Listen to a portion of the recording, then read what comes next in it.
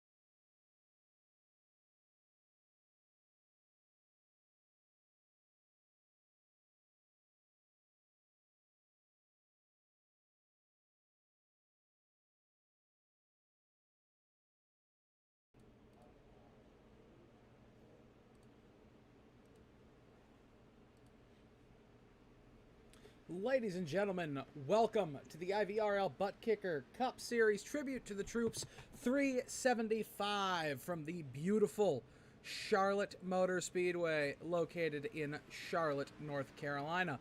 Tonight, the IVRL and Ghostfire Media honor our fallen troops here as this is the Memorial Day race for the IVRL Buttkicker Cup Series. And before we get everything started here tonight, going to kick it over to the United States Navy Band to play us in with the national anthem.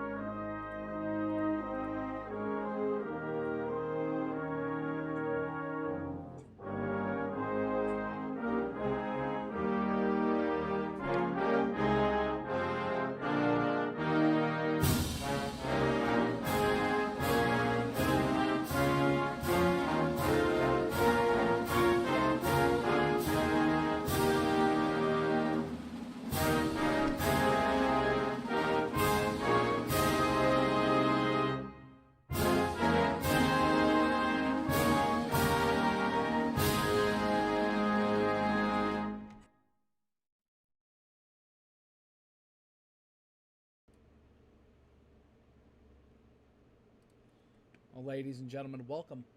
Welcome back here. It's going to be me all by myself so far tonight. Randy Pepper has a gig, and I don't have any assistants here tonight. So you're going to be able to hear me speak all by myself for the next, 2.5, 3 hours. We'll pull multiple drivers in throughout the night to get them a little bit of screen time, a little bit of air time, show them what this is all about, and talk to them about their special paint schemes tonight.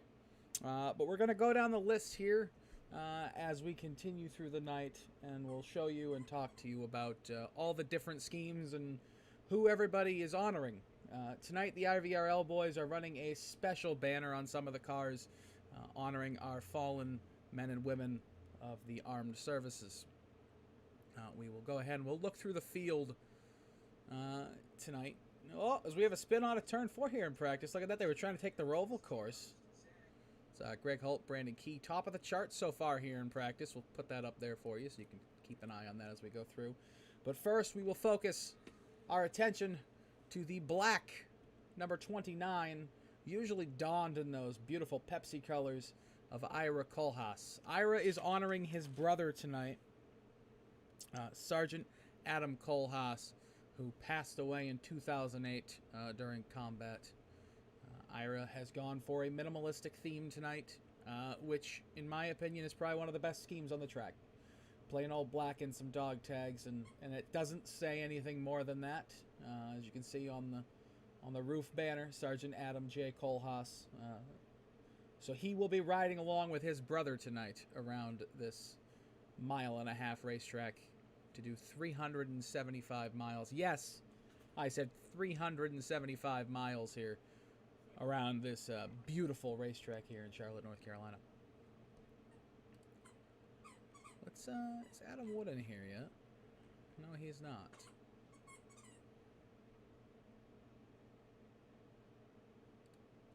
All right. So, as we continue moving along tonight, it'll be a 3-stage race. It'll be, let me get rid of that.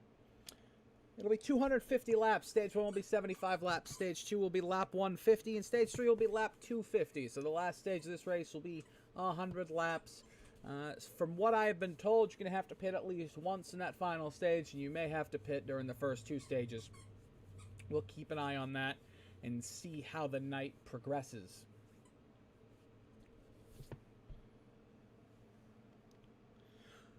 Throughout the week, throughout the last few weeks, I have been saying that we were going to do a little competition between the IVRL guys.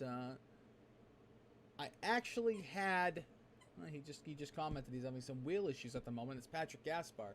Patrick Gaspar is actually one of the gentlemen who started this idea. He's doing it as well, but I took it and ran with it. That the winner of the vote that I put up yesterday morning was going to get 20 iRacing dollars if they were the best, the favorite scheme picked by the fans, and then myself and Randy Pepper would go through them, and we'd pick, our favorite from those 2. Since Randy Pepper's not here tonight, and I don't have a broadcast partner, I will be choosing the winner.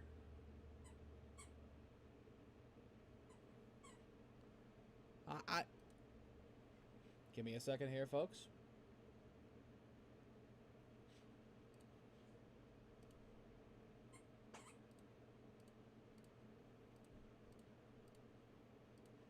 See, this is what happens when you don't have anybody with you. I didn't have the desktop audio on either, so you were just listening to me talk with no sound in the background. So, yeah, this is going well. I'm doing very well by myself tonight.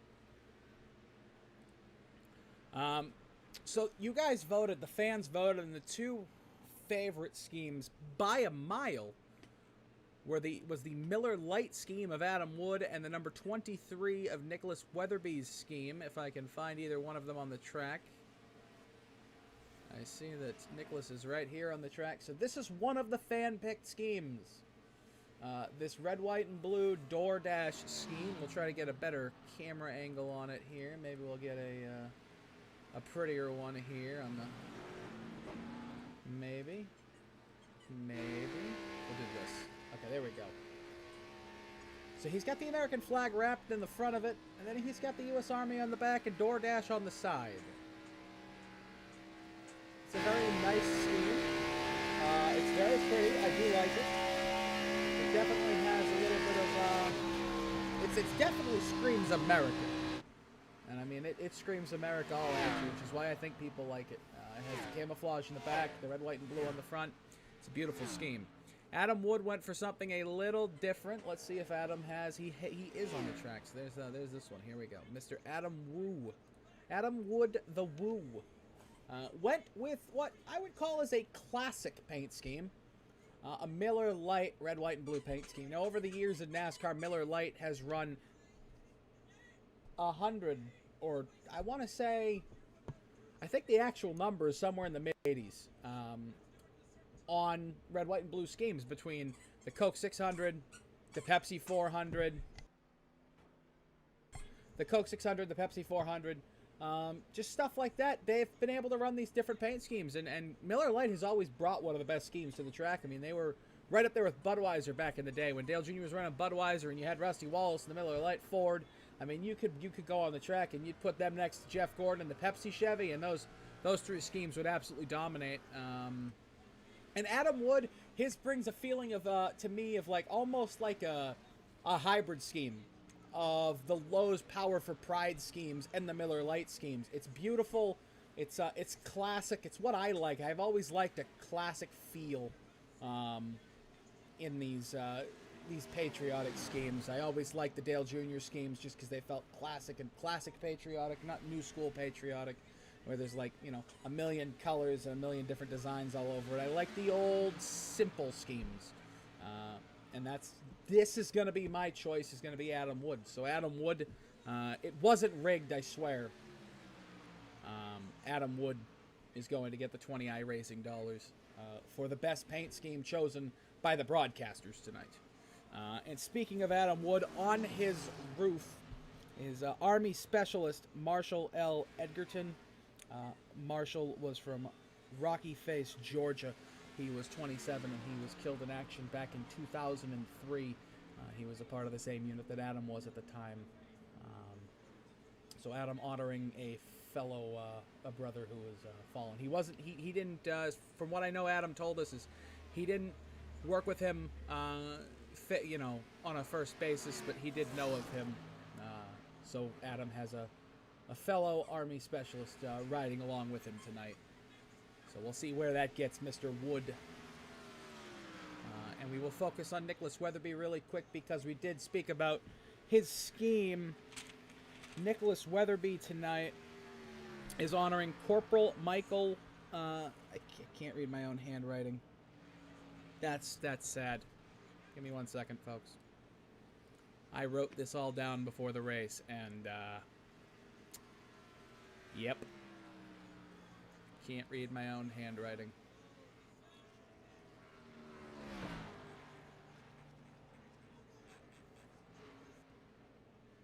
There it is.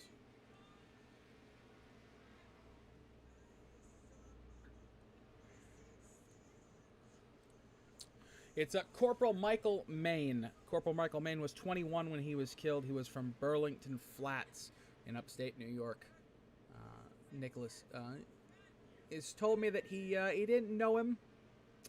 He was only 6 when he was killed in action, but they went to the same school, so he thought it was only right to honor him. So Corporal Michael Maine is going to be riding along with Nicholas Weatherby tonight. And as with all of these fallen servicemen and women tonight that we are honoring, you know, will never be forgotten, and we cannot thank you enough for their sacrifices.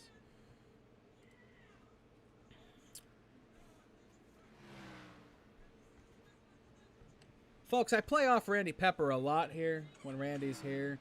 We work very well together. Doing this by yourself is not an easy task. By any means is this not an easy task, doing this by yourself, so. Especially at a track like this tonight where there's going to be so much action across the board. I'm going to try to focus on as much of it as I can for you. We're going to bring in Adam Wood as an in-race reporter tonight at multiple points. I'm actually going to see if Adam's on the track right now, because if he's not, we're going to go ahead and pull him in the booth. And I see Adam going around turn 2 now, heading down the backstretch. So as soon as Adam is off the racetrack. We'll pull Adam in here. We'll get a little bit of insight on what he's thinking the track's going to be like tonight, what we're going to see from him, or what we're going to see from everybody on the track tonight. As you can see on the left side of your screen, we have the practice times right now. And right now, the fastest time on the track, give me 1 second here. Why is this not showing up here? Best time. There we go. The fastest times to the track are Christian Converse. We haven't seen race in a few weeks. He's back tonight. Brandon Massey in the 65. We'll focus on Brandon Massey really quick. Brandon Massey is not donning the normal Mountain Dew colors we see here. He's donning a custom Mountain Dew patriotic scheme. And on the hood, or on the roof of Brandon Massey, is Sergeant William Henry Pruitt Jr. He was 21 years old, from Lawrence County, Ohio. He was killed in action back in 1969. It was Sergeant William Henry Pruitt Jr. He was actually MIA, so.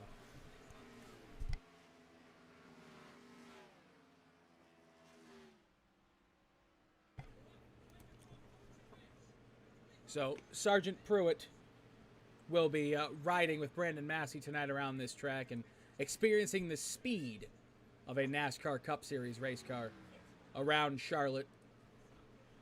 Back when he was alive, they would have been in the early days of stock car racing. He would have saw some of the greats of the early days of the sport. So, what a time that would have been to be alive. Really, with the moonshiners running this sport, that was a heck of a story at the beginning of NASCAR. There's a few documentaries about it. I'm not going to go into a 4.5-hour documentary here in the pre-race show for you about what NASCAR was when it started. I'm pretty sure we all know, but the history of NASCAR, when you dive into it, is really, really, really cool. If you're ever bored at night and you have nothing else to do, and if you already have watched all of the Ghostfire Media broadcasts for the week, all you got to do is go online, look up Airbase Speedway. Look at the history of Airbase Speedway. It's the lost, forgotten racetrack in NASCAR. It had 2 races at it, and they were 2 fantastic dirt races. I think it was back in the late 50s, early 60s. And the 2 races that were there were fantastic.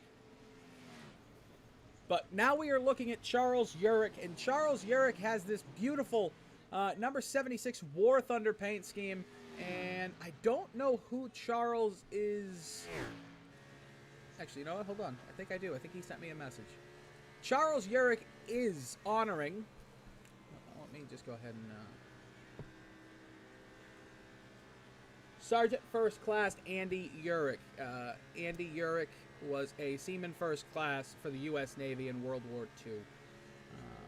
It's his great-grandfather that is riding along in the car with him tonight. There isn't much to the story. From Charles' own words, the only thing he knows about Sergeant Urich on his roof is from his father.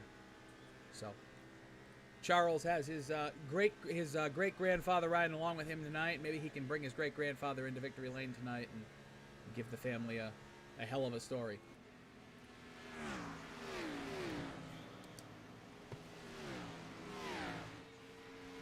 Alright, if we continue to go through, we're not going to touch on everybody here in the pre-race. We're going to touch on a lot of people during the race as well. You know, there's a lot of stuff to go through tonight. There's a lot of racing to get through. So a little bit of time killing wouldn't be too bad with explaining some of this to you guys. So that's what we're going to do. And we're gonna kick into right now. We're going to go from the honoring everybody to we're going to kick into what's going to happen tonight. So the thing about Charlotte is that turns 1 and 2 at Charlotte are a pretty easy set of corners. There's a couple of bumps in 1 and 2, but it's not really all that bad. 3 and 4, as you see them, you crest that little entry into 3 and 4, and it goes up about a degree, and then it jumps down like 3 or 4 degrees. There's this huge bump in the center of turn 3 as you're getting in the center of the track as you're entering the corner. It's almost as you're beginning your really hard turn in to get to the bottom that if you don't get over that bump the right way, the back end of the car becomes really light, and you just lose it. You either spin out or you go sideways around the rest of the corner, and you just drift around the corner. You put on a drifting exhibition, and it makes it really hard to go side by side here. So it's going to be very interesting to see how these guys manage that for, I would say, the first 200 laps. Because the last 50 laps, it's going to be a free-for-all. Tonight is going to be all about being able to survive. And as long as these guys can survive tonight and get to the last 50 laps shootout, I really think anybody could have an opportunity to win this race. There's a bunch of speed in the field. The entire field is only spread out by 0.3 of a second, less than 0.3 of a second from first to 20th. So we're going to put on a heck of a show here tonight. For everybody who's watching here on Facebook, YouTube, and Twitch, we thank you. If you haven't followed Ghostfire Media, go ahead and hit that follow button, hit that like button. It helps us out immensely here on the Ghostfire Media Network as we continue to grow, continue to add series, and continue to just bring you the best broadcasting that we can bring you on a weekly and a nightly basis. So let me see. Mr. Wood is not on the track at the moment, so we're going to go ahead and pull Adam Wu up here and get a little bit of an update on what the track feels like from Adam Wood. Adam Wood, you got Nick Adams up here in the booth here for the IVRL Buttkicker Cup Series. You got me? I got you, man. What's going on? Oh, you know, Adam, we're just we're bringing the fans through some of the guys you guys are honoring tonight. We talked about your friend. Before we get into how the track feels, is there anything you want to say? It's great to have, I feel like the Cup guys to be able to have Specialist Edgerton on the car tonight, man. It's an honor to have him up here and to honor him. I've been around the block for a while, and it's good to be able to have that recognition. So I'm glad to have him on the car tonight, and posted up in all my 80-second groups for them to watch tonight. So hopefully they're here and can see me honor Specialist Edgerton. That's how you pronounce his name. I've been pronouncing it wrong for the last 20 minutes. Edgerton, okay. Okay, Adam, so we're going to get into the track now. How does it feel out there tonight? I mean, Charlotte has a history of being a kind of a loose racetrack as you start in the afternoon, and then as you come into the evening, it gets a little tighter, and the car gets a little more drivable. So how does it feel right now in the practice, and do you think that's going to carry over into the race? Do you think you can get a whole different track? It's pretty slick right now. It's hard for us to get down and hit that bottom groove in 3 and 4. And it's kind of where I'm struggling right now, is trying to find a good spot in 3 and 4. I know yesterday I did a sunset practice, and, my times was about 2 or 3 tenths faster than what I'm driving right now. So I'm hoping when the sun goes down for qualifying, lap times will increase for everybody. So what I'm hearing is that as the track gets darker here tonight and those lights come on, it gets a little cooler on the track surface. Temperatures inside the cars are going to heat up as you guys get a little more racy and slidey, and you're able to put the car in places you haven't been able to put it so far. Yeah, I'm going to try and just race the racetrack tonight. I'm going to play the conservative game with the tires let off a little bit sooner than I have to, slowly get back into it to really try and figure this car out on the long run here and try to save that front right tire. Yeah, 375 miles tonight. It's going to be a long night, Adam. I'll put you back down there with your general teammates, and maybe we'll be speaking to you at the end of the night. All right, man. Have a good broadcast. Thank you, sir. Good luck. And that was Adam Wood, founder of Ghostfire Media. He's actually part of the reason we're able to do this every week. Adam was the guy who brought me onto this. Him and Larry Patrick started this for the AOLL, and we've branched out now to the IVRL and Fuel starting in a few months. So as we continue to grow, we continue to thank every single one of you who supports us every week. And I have gotten better because of Randy Pepper. I hope you guys enjoy it tonight without Randy. I really do. I'm going to try my hardest up here by myself to really make it enjoyable for everybody else that's involved, and to, really bring out the best of what we have on the racetrack and use everything that I've been taught by Randy Pepper to fill 2.5, 3 hours and make a hell of a broadcast for some great racing.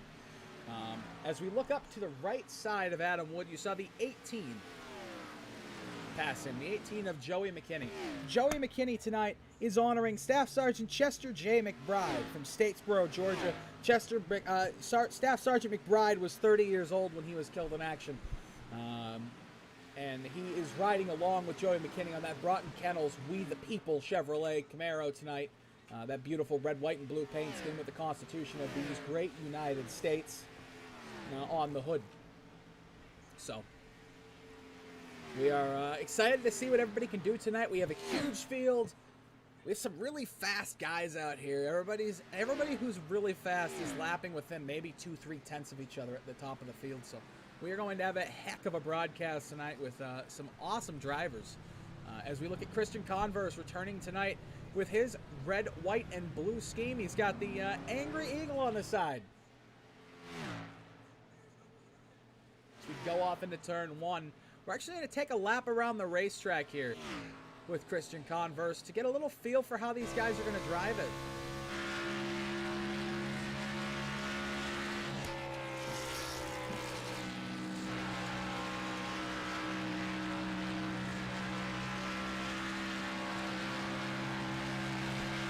So as he crosses the start-finish line, you come down the start-finish line and you come down into 1 and 2. It's a really beautiful racetrack to drive. The Charlotte, North Carolina area is a beautiful place to go to if you aren't from the Charlotte, North Carolina area. It can be a little daunting when you go down there to see all the different things. But there are some beautiful things. Visit the NASCAR Hall of Fame while you're there. See some of the amazing vehicles that are in the NASCAR Hall of Fame. I have had the honor of being there twice. Seeing the NASCAR Hall of Fame is probably one of the biggest honors of my life. There are some beautiful exhibits. The simulators there are amazing.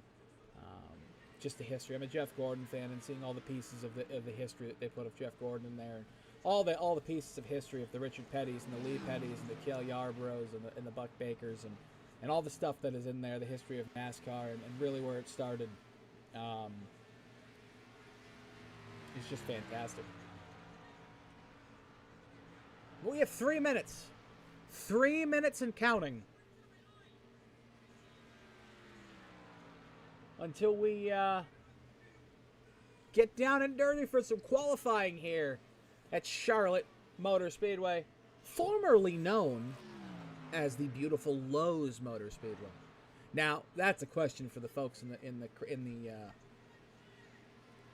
that's a question for the folks sitting out there in the comments. How many of you were watching NASCAR when Charlotte Motor Speedway was known as Lowe's Motor Speedway? Because I met somebody the other day who didn't know that Charlotte Motor Speedway was known as Lowe's Raceway at one point, and it was kind of shocking. I thought that was just common knowledge, but I guess that it's been about, I want to say, 10 or 12 years since Charlotte's been known as Lowe's. I think it's a lot. It's a missed opportunity for Lowe's. I think they obviously they're not in the sport now, but when they were in the sport, they should have stayed with the sponsorship rights to this track. But we'll go down that rabbit hole later in the broadcast. As you see the teammates now racing right there. You see Greg Holt right behind him in the number 91. Greg has a new sponsor donning the hood of this car tonight. It's the United States Air Force. We thank all the airmen and women who protect our skies every single day. Justin, you are old. You are very correct, Justin. Man, I mean, there was a point where Charlotte wasn't known as Charlotte. It was known as something else. I have to look up what it was called. But there was a point where Charlotte Motor Speedway was not known as Charlotte Motor Speedway. I think it was Charlotte Community Raceway or something like that.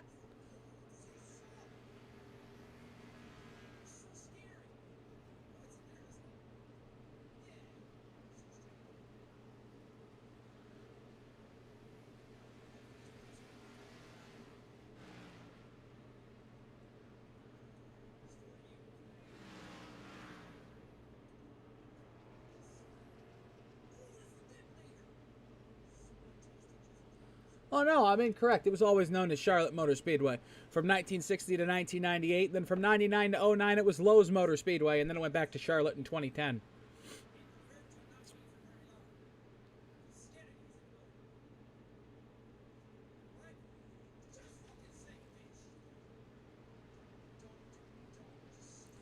What I didn't know is that it was a 24-degree banking. I thought it was 22.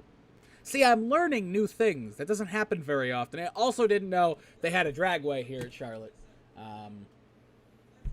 Yes, that's right. John Abrams just said it used to be called the World 600. Yeah, it's had a lot of names. It's gone the Coke 600, the World 600. It's been a lot of names for the 600 miler here at Charlotte. But it has consistently always been about honoring and remembering the people who fought for our country. As we come into qualifying here for the IVRL Buttkicker Cup Series, tribute to the troops 375. As we will get ready to get a pole sitter here tonight. Now, with 375 miles, 250 laps, I don't know if qualifying on the pole is that important. But it definitely could be extremely important if someone, you know, gets a little antsy on the first lap and causes a melee, takes out half the field. That could happen. We've seen it happen earlier this season. 4 or 5 guys got involved in a wreck out of turn 4.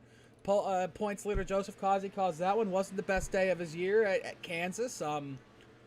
But we'll see. Harvey Abrams is the first man to start his first lap. So here he comes off into turn 1. Harvey Abrams, the first man on the track to start his lap. Harvey Abrams tonight is honoring Private First Class Brett E. Wood.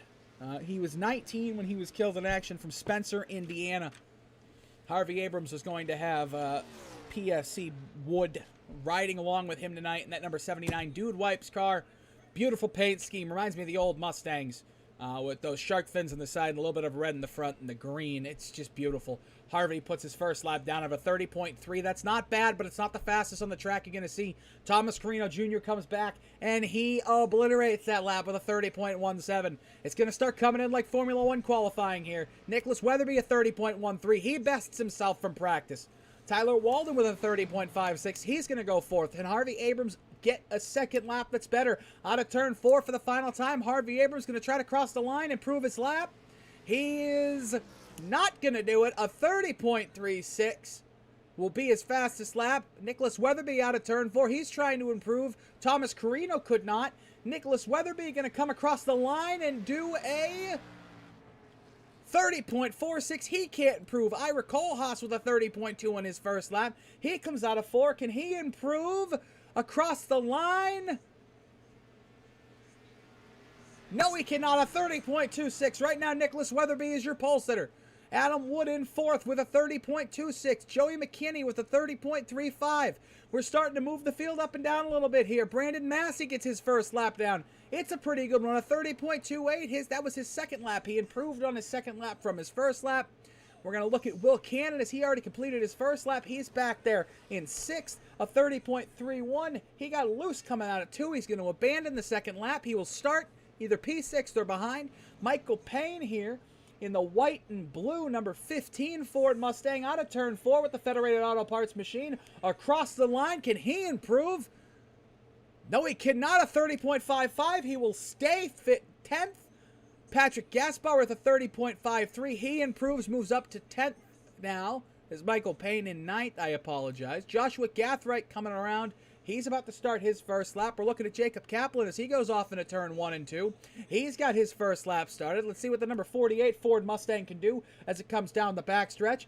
Nice line through 1 and 2 he was able to carry. Now down into 3 and 4. Over that bump. Try not to get loose. Carry all the speed you can down to the bottom of the track.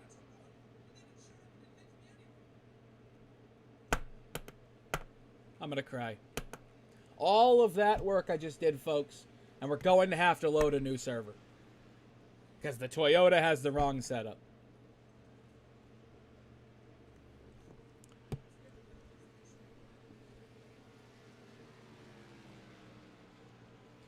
We're going to do all this craziness of qualifying again. And I'm going to try not to have a heart attack in qualifying again. Because there's a lot of work. Jacob Kaplan out of 4. Going to try to improve his second lap. And he will come across the line with a 30.53. Will improve by 0.04 seconds. Up to 10th, tied with Patrick Gaspar. He beats him by 0.001. And yes, it looks like we are going to have to reload another lobby. With that being said, folks, we'll be right back here on the Ghost Fire Media Network. For 20 years, the Guitar Attic has been your home for used and vintage guitars in the Daytona Beach area and at GuitarAttic.com. The Guitar Attic is your home for used and vintage guitars. Whether you're looking for that collector's piece or that beginner piece, they've got you covered. With names like Fender, Gibson, Gretsch, Ibanez, Martin, Taylor, and much, much more, the Guitar Attic has all the guitars you need. And bass players, they haven't forgot about you. They've got all the top names. Amplifiers from Friedman, Victoria, Fender, Boss, and many, many more. They also have the largest selection of used pedals anywhere in the Southeast. The Guitar Attic, located at 1672.5 Ridgewood Avenue, just north of Flemish in Holly Hill, Florida. Also, check us out online at GuitarAttic.com. Ladies and gentlemen, welcome back here to the Ghostfire Media Network.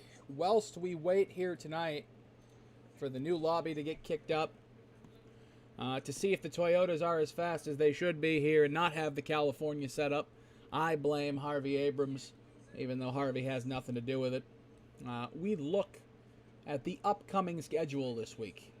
Tonight, you have the IVRL Buttkicker Cup Series here at Charlotte Motor Speedway. Coverage began at 6:40 as you were here. Tomorrow night, the AOLL Sportsman Series goes to Thompson Speedway at 7:50 for some beautiful action in the trucks. And then on Thursday, we're going to have a absolute dogfight at Bristol in the AOLL Guitar Attic TNT Series. The gentlemen in the TNT Series continue to get better as the weeks and the months go along. With that being said, we should have a fantastic race on Thursday night. We will not have a podcast this week on Friday. We're going to be taking the week off for Memorial Day. And then Sunday, the Cup Series is also off due to Memorial Day. So we will see you again next week, starting on Tuesday at 6:50. We return to our normal start time here on the Ghostfire Media Network to continue the action on the Ghostfire Media Network here. You can follow us on Twitch, YouTube, Facebook, catch us live on any of those. We'll be launching our Twitter here tomorrow at noon Eastern Time. Our Twitter will be live, so you can go and follow GFM on Twitter. Our official Twitter handle will be posted on our page at noon Eastern. That is when our Twitter goes live. Now, as we wait for this new session to be created, so that I can get in here and watch what is happening. Here it is. Is this it? Buttkicker Cup Series. Practice length 5 minutes. Qualifying 2 laps. Double file back. Rolling.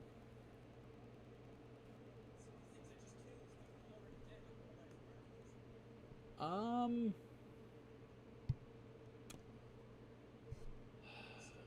think we might have.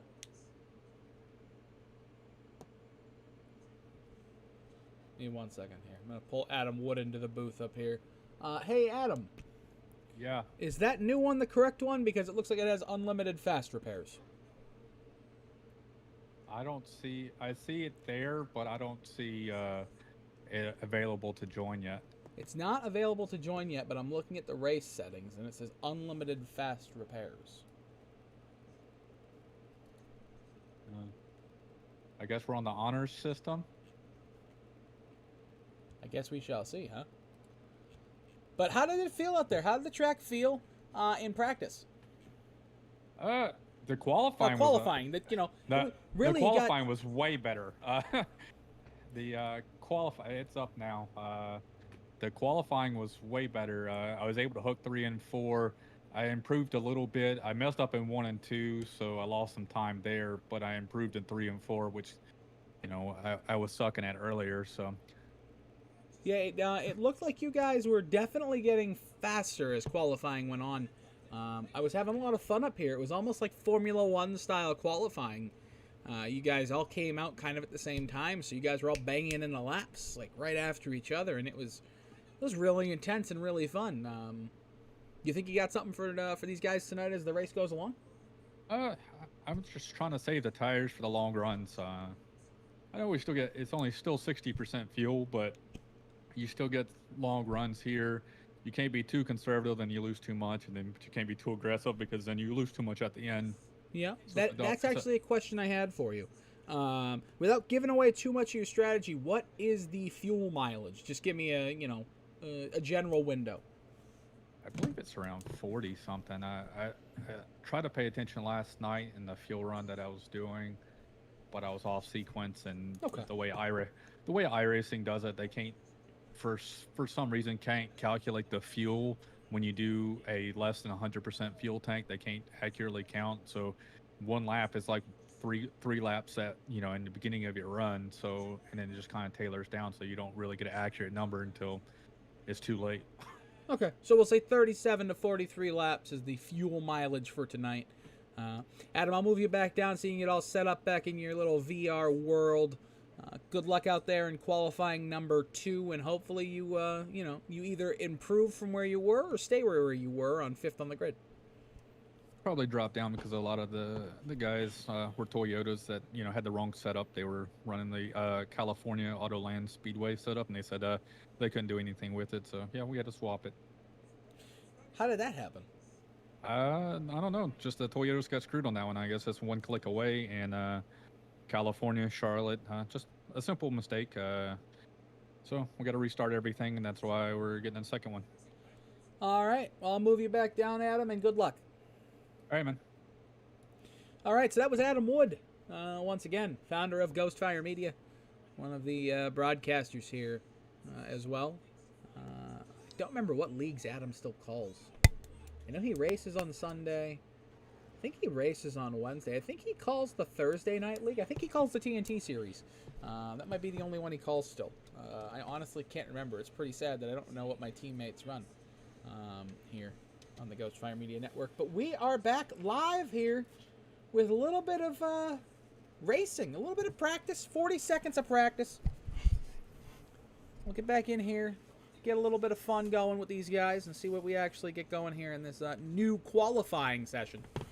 And we'll see where everybody lines up as we begin session number 2, and we try to get a victor tonight. Not sure what manufacturer it's going to come out of. If it's going to be a Chevy, Ford, or Toyota.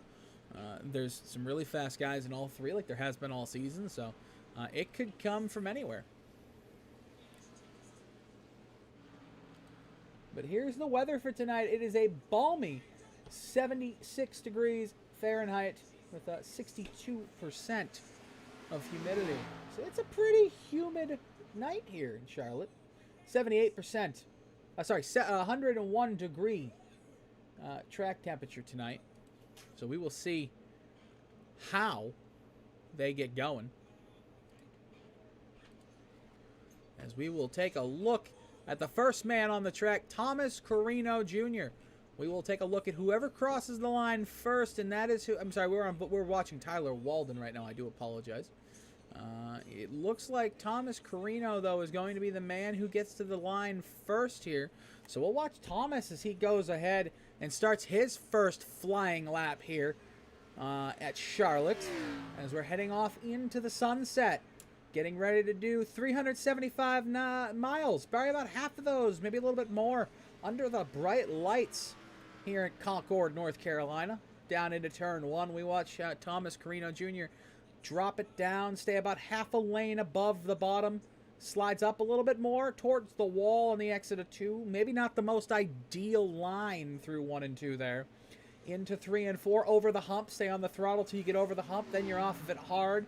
A little touch of the brakes as you go through the center of 3 and 4. Now back all the way up to the wall on the exit and crossing the line. Let's see what Thomas Carino Jr. can lay down. It's going to be a 30 flat, a 29.99 for Thomas Carino. Brandon Massey with a 29.92. Now we're starting to get faster. Now these guys are breaking it in. Man, oh man, what a lap. We're looking at Brandon Massey on his second lap down the backstretch. Can he improve? Can Thomas Carino improve? We're going to take a look at him as he exits 3 and 4 here. Slides up towards the wall, looks a little faster, close to the wall, down the front straightaway. Will he get there? At the line, he's going to not improve. He's going to run another 30 flat almost.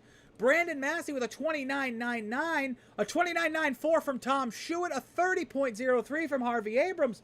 Man, oh man, they are laying him down. Cody McKinney into third with a 29.98. They are flying around here at Charlotte Motor Speedway. Into 3 and 4. We'll continue to see if anybody can improve their lap times. Joseph Causey with his first lap time of a 29.98. He's in 4th right now. Brandon Massey on the pole as we come out of 4. Cody McKinney might have tapped the wall. We'll keep an eye on it. Did he complete that lap? Did he get faster? Cody McKinney with a lap deleted for hitting the wall. Cody McKinney does not improve. So right now your pole sitter is Brandon Massey. Joseph Causey did not improve on his second lap. Thomas Carino did not improve. Harvey Abrams with a 30.03. He'll start 6th right now.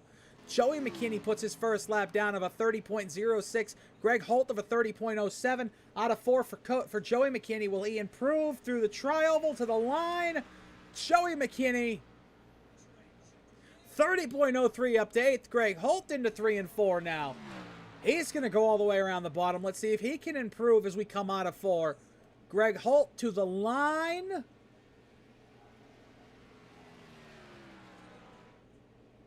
He does jump. He jumps to 6th. The 29.98. He equals his teammate of Joseph Causey.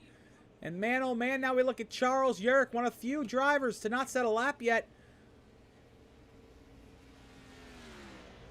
Charles Yerrick lays one down of a 30.13. We look at Adam Wood now as he comes out of turn 4 for the first time tonight. To the line. Where will he go? Adam Wood with a 30.12. He improves from his original qualifying time, but it's not any better. Adam Wood looks to improve on his second lap. We look at Charles Yerrick now through 3 and 4. Will he improve on his second lap? A 30.13 on his first lap. To the line, Charles Yerrick, a lot faster, a 30.02 up to 8th. He bumps Ira Kohlhaas out of the top 10.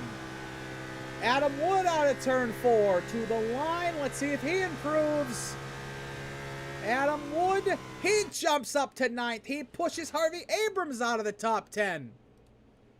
Jacob Kaplan, one of 2 drivers to not let set down a lap yet. 30 seconds to go in qualifying. This is going to be the one that counts for Nicholas Weatherby as well. Coming to the line, Jacob Kaplan's going to set his first lap of qualifying. He is going to jump to 18th with a 30.22. Nicholas Weatherby will get 1 lap in, maybe. It's going to be tight. He's got 8 seconds left in the session. He will not cross the line in time. Nicholas Weatherby will not get a lap in. He will start from the rear of the field here at Charlotte.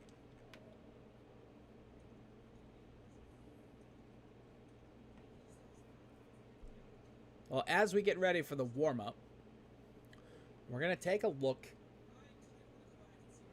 If you just joined us, we've been live for almost an hour now before the race starts here. Adam Wood in the number 45. Red, white, and blue Miller Lite Ford Mustang. Also with the GFM logo on the quarter panel and the Subway logo, because I heard Adam likes footlongs. Out of the pits, Adam Wood was the winner tonight of the fan vote for the favorite scheme. Adam, he had the most votes, and then he also won my vote. So Adam Wood wins here tonight with pretty handily. I think he won by 7 votes on the page, and then he won with my votes. That's 8. So congratulations to Adam. These guys are doing a little bit of a pit party here, though, as they're gridding. They're getting ready to grid. They're on their warm-up lap. I'm not sure what exactly is happening here. Maybe they're just trying to do a faux start of the race just to see what's going on.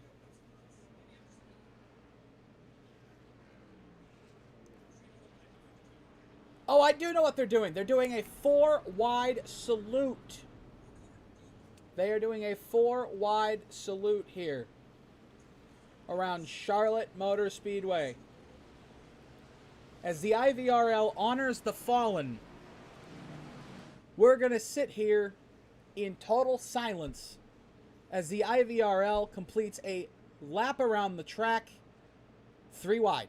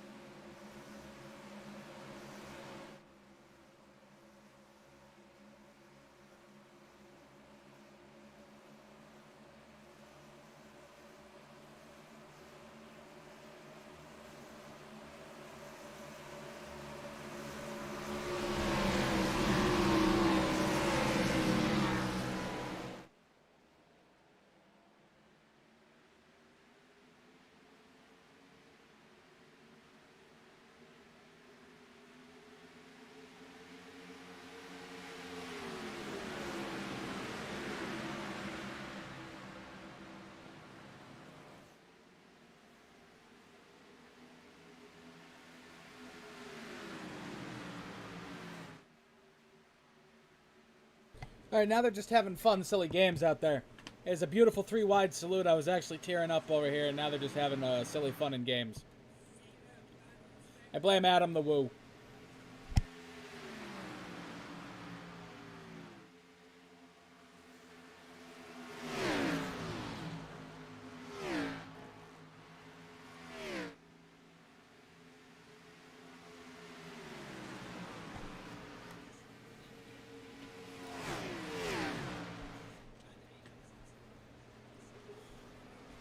This would be a sight that Adam Wood would love to see everybody behind him wrecking as they come to the start-finish line tonight, but I doubt that's going to happen. But let's show you the official grid here for Charlotte Motor Speedway at the IVRL Buttkicker Cup Series. As we look, Will Cannon gets his, I think it's his second pole of the season here on the front stretch here. Will Cannon, the number 08. He is honoring tonight. Private first class, John Eli Brown. He was 21 from Troy, Alabama when he was killed in action. He is just 21 years old. That black, white, and green almost reminds me of like a Hartford Whalers looking paint scheme, but it's beautiful with the red and white stripes down the side. It's a beautiful paint scheme that Will Cannon was he either made or got made for him tonight. Starting in second is Christian Converse, and then in third with Sergeant Pruitt on the roof, Brandon Massey in fourth, Tom Schuett with Lance Corporal Jacob A. Meinert, 20-year-old Lance Corporal from Fort Atkinson, Wisconsin. He passed away. He was killed in action. He was only 21 years old. In 5th, Cody McKinney. In 6th, Joseph Causey, the man on a mission to win 2 in a row. Can he do it? Can he get his 9th of the season? We'll keep an eye on it. Greg Holt starts 7th. Thomas Carino Jr. in 8th. Adam Wood in 9th. Charles Gehrig in 10th. Joey McKinney in 12th.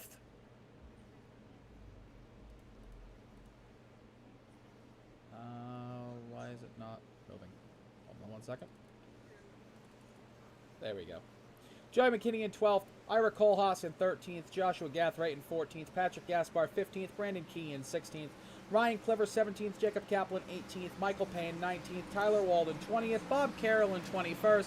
In 22nd will be Michael York. 23rd, Nicholas Weatherby. And 24th, Derek Schilling. As we come out of turn 4 to get the green flag on the longest race of the season, Will Cannon will control the field until the green flag flies. And then we will get ready to have the longest, most grueling race of the season begin. The green flag is away and we are racing here at Charlotte Motor Speedway.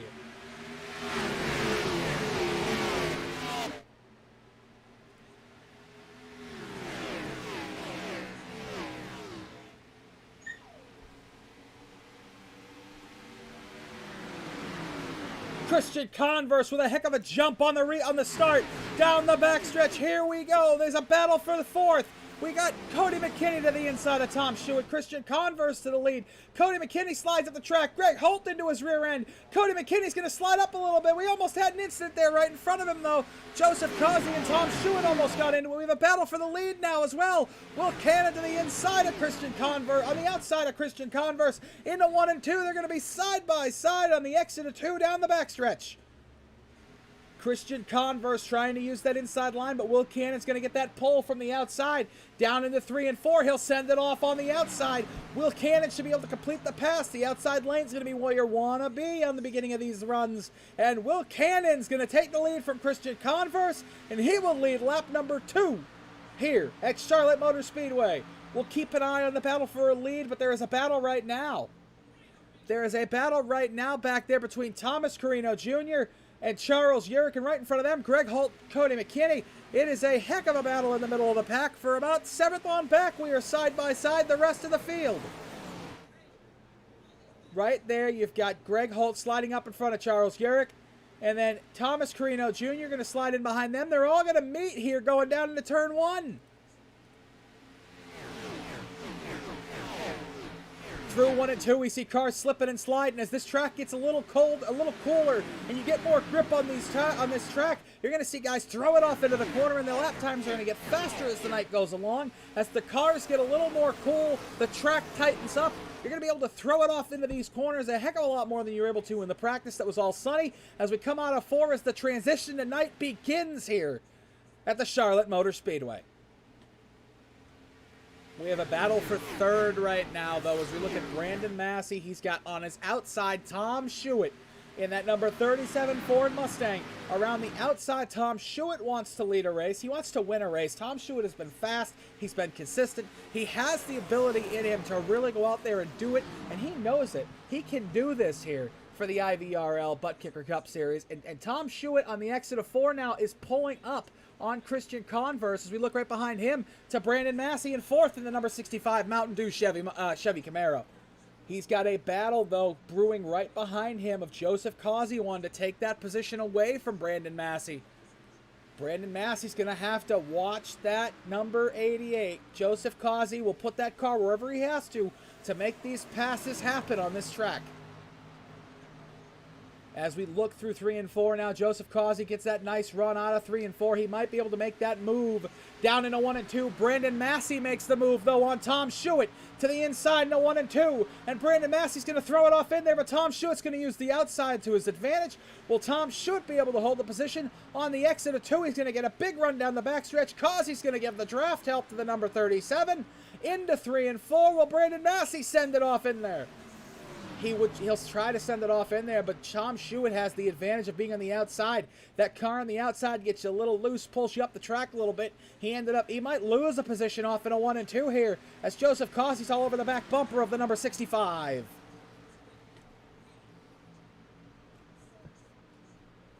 Off into 1 and 2. Now down the backstretch, we see Brandon Massey get a little bit better of a run. We have a battle for the lead, though. Christian Converse to the inside. He has been stalking Will Cannon for the better part of 6 laps. Into 3 and 4. The outside for Will Cannon, though. That's where you want to be. They're going to come close as they exit the corner, side by side across the line. Will Cannon will keep the lead here at the Charlotte Motor Speedway, off in a 1 and 2.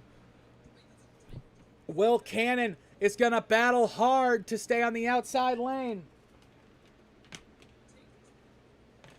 He will continue to battle as we head down the backstretch, down into 3 and 4. We're going to see this battle for the lead continue here for the 2nd lap in a row, off into 3 and 4. They are lug nut to lug nut, wheel to wheel, door handle to door handle, as Randy Pepper would say. Across the start-finish line, Christian Converse leads this lap. Off into 1 and 2. We'll see what happens this time. Will Will Cannon throttle back and let Christian have it? No, he will not. That's not the Will Cannon we know. Will Cannon's going to send it along the outside line. Try to take that position back down the backstretch into 3 and 4. Into 3 and 4. Will Cannon around the outside lane. There he is. A good run. Sliding up the track a little bit. Using a little bit more of the track. As the track continues to darken, you're going to see guys move further and further up the track. Less of a likelihood to slip as the track gets darker. We're going to continue to watch this battle for the lead, though, off in a 1 and 2. For the 4th lap in a row, they go side by side through 1 and 2. It looks like Christian Converse will be able to slide up in front of Will Cannon down the backstretch, though, this time. Finally, that inside lane has overcome the outside lane. Christian Converse made a nice move off into 1 and 2, and he's going to come back around. He gave the lead up 10 laps ago. He takes it back on lap number 12 here, as we have a battle for 4th between Greg Holt and Tom Schuett. Now Brandon Massey going to follow Greg Holt through into 1 and 2. It's a battle for 5th now as Tom Schuett stuck on the outside. He's the odd man out right now. Tom Schuett sliding back in that number 37 Ford Mustang, as he loses a position to Brandon Massey down into 1 and 2, into 3 and 4. Now Tom Schuett will send it back in there, trying to take that position back. Side by side, here we go through 3 and 4. Down the front, it's almost as bad here with that stupid thing as it is at Dover. My oh my, we have a battle for 6th though. Tom Schuett, Charles Yerrick side by side off in a 1 and 2. Tom Schuett is falling like a rock as we are watching Charles Yerrick pass to the outside. Tom Schuett back to 7th. He's lost 3 positions since the start of this race. We go back now. The battle for 9th and 10th is heating up. Joshua Gathright, Cody McKinney, Brandon Key, Harvey Abrams. You can throw a blanket over these 4 men. They are really battling right now. Cody McKinney has fallen like a rock since the start of this race. He started 5th. He's back to 11th. Brandon Key has moved up like he's racing around people who are a little bit slower than him. Brandon Key all the way up to 10th. He started 16th. Might have had a bad qualifying run. He has been able to keep the tires under him, though, here 14 laps in. We are 30 laps away from pit stops, though. So we will see what happens when we get into that pit stop window if we go green until that point. But Cody McKinney all over the back bumper of the 8 on the exit of 2, out of the exit of 4. And we are going to slide right in to a single file battle here. As ladies and gentlemen, we're going to, you're not going to miss a second of the action here, as we're going to go side by side here in the Ghost Fire Media Network. Hi, I'm Randy from the Guitar Addict. Can we be serious for a second? Are you tired of being a loser? Can't do anything right? Feel like everyone's coming down on you all the time? Well, there's a way out, and I'm going to show you. Hey Mom, look what I learned. That's right, pick up a guitar, learn how to play guitar. Automatically you're going to become a chick magnet. The ladies are going to love you. Your kids are going to think you're cool. So what you need to do is come down here to the Guitar Addict, 1672.5 Ridgewood Avenue in Daytona Beach, Florida, or go to guitaraddict.com and buy yourself a guitar and automatically be the star of your neighborhood. That's guitaraddict.com.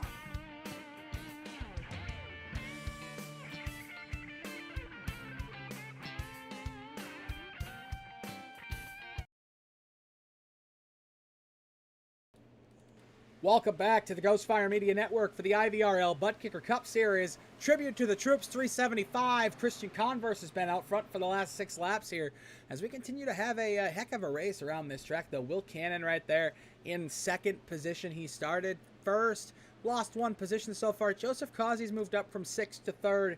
That's going to be an interesting battle to watch as we go through the night here between Joseph Causey, Christian Converse, and Will Cannon. I think Causey will probably have something for him as the race goes along. As we head off into 3 and 4, we'll just go through the field really quick here. As you are now looking at your 4th place driver, Greg Holt. Greg Holt in the number 91 Toyota Camry with the U.S. Air Force on the hood this week for Tito Team Racing. In 5th, Brandon Massey, the Ironton, Ohio native, in the number 65 Mountain Dew Chevy Camaro.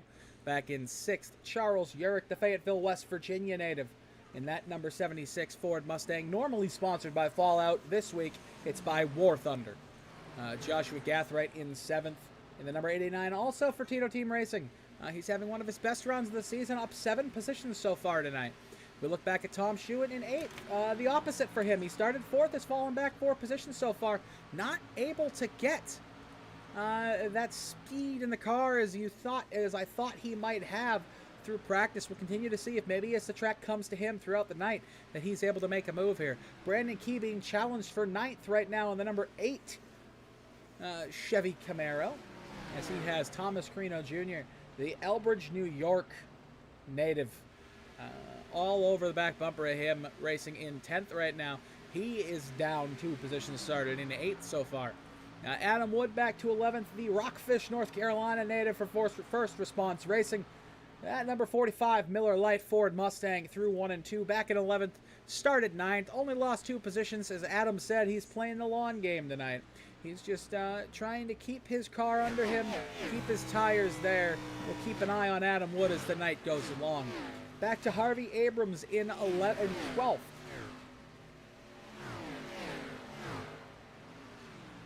Oh, I got Harvey Abrams back in 12th from Lugati, Indiana. I'm going to guess that is what that is for G50X Racing. Harvey Abrams in that green and red P51 Mustang looking Dude Wipes machine. Right behind him, Patrick Gaspar in the red, white, and blue, the die-cast Dude machine. From Old Bridge, New Jersey, Patrick Gaspar out there right now, just trying to get a little bit of, a little bit of momentum up in there. Started 15th, up to 12th. We'll keep an eye on him as the night goes along. Back to Harvey Abrams in, not Harvey Abrams, Ira Kohlhaas in 14th from Woodlawn, Tennessee, in that black machine tonight, normally in the PepsiCo colors, tonight honoring his brother, back in 14th right now. Cody McKinney has lost 10 positions since the race started from Chesterfield, Virginia for McKinney Racing. He's in a hornet's nest right now with Michael Payne and Michael York, as he might have a couple more positions he's losing on the exit of 3 and 4 here. We'll stay with this battle for a minute before we continue to go through the field. This is a heck of a battle right now for about 15th position. Michael Payne slides up the track. The 21 has to get out of the throttle. The 15 almost came up the track into him. Cody McKinney's in a hornet's nest, and he doesn't need another bad finish. As we come down the backstretch, he's got them all over him, though, in the 3 and 4. He's doing everything he can, making that car as wide as possible to try to keep a hold of those positions. We'll keep an eye on this battle as it happens. We're going to continue to go through the field, though. Michael York in 16th from Cincinnati, Ohio to the outside of Cody McKinney in a 1 and 2. And Cody McKinney is going to cede that spot. That'll promote Michael York to 15th as Michael Payne to the outside of Cody McKinney now on the backstretch in that Federated Auto Parts Ford Mustang to the outside of Cody McKinney. That'll promote him to 16th. Demote Cody McKinney to 17th. Right behind him, though, Derek Schilling in the number 18 Chevy Camaro in that chrome shark look. It has like a shark on the side of it. It's pretty cool, that number 87 of Derek Schilling. Back to Tyler Walden in 19th.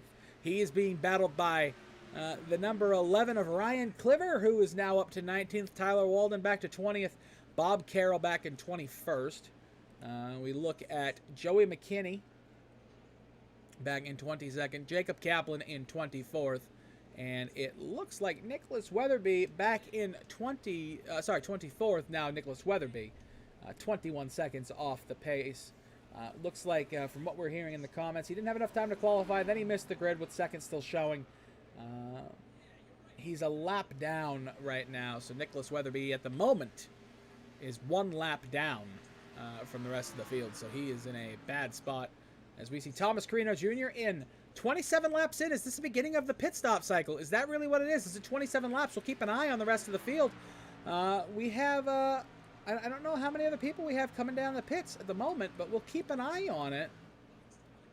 See what happens as the night goes along. See if 27, 30 laps. 27 to 30 might be better than 37 to 43. We'll see. Maybe he's just trying to go the rest of the distance of the stage with it being a 75 lap stage. If he goes now, it's about 50 laps. It might be a little too much unless you can go about 50 laps on a tank of fuel here. We'll see, as we don't see any other takers on the exit of 4 to come down the pits. So we will keep an eye on that as Tyler Walden is in. So Tyler Walden has decided to pit. If you're in the back of the pack, maybe you take an advantage of that and you do take that pit stop here. We're going to keep an eye, though, on Thomas Carino Jr. as he is now a lap down, spent 14 seconds in his pit stall, so he didn't come in for damage. He definitely came in. It might be a strategy call as we keep an eye here 29 laps in at the Charlotte Motor Speedway. As everybody's strung out in single file here. The first battle we have on the track is for 3rd position with Will Cannon and Greg Holt, as Joseph Causey has promoted himself to 2nd position here a little while ago, as we have a nice battle brewing for 3rd. Through 1 and 2, we got a Greg Holt to the outside of Will Cannon. A wild Greg Holt has appeared down the backstretch, and he is going to make that pass look easy, I think, with that nice run off into 3 and 4. He'll sling it on in there. Will Cannon will come up behind him, sling it off to the outside lane, and now Brandon Massey will focus on that front car directly in front of him in Will Cannon and trying to gain another position as we'll go on board with Brandon Massey here down the front stretch.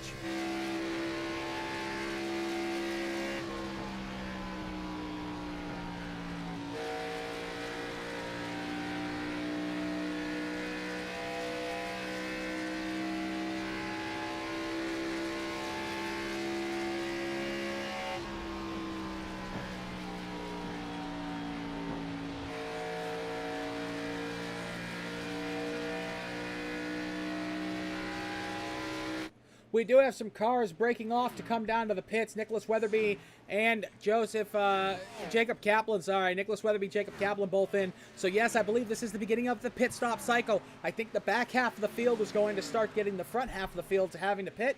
As we look down the backstretch here, we have a heck of a battle back here between Brandon Key and Tom Schuett side by side. Adam Wood involved in that now. As we go down into 3 and 4, we'll keep an eye on this now. This is a pretty spicy battle off into 3 and 4. Brandon Key coming down into the pits. So yes, the pit stop cycle has begun. We see top 10 drivers coming into the pits now. Brandon Key pits from 10th. We'll see if it's worth it, if the deltas change anything.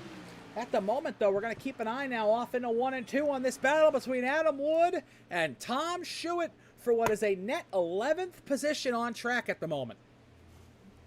What is net 10th position. 10th position, not 11th. I was incorrect. I'm sorry. Harvey Abrams in. Michael Payne also in the pit stall. Brandon Key has entered his pits. He's getting his tires. Adam Wood just disappeared for me. Oh, boy, that was a bad one. Okay.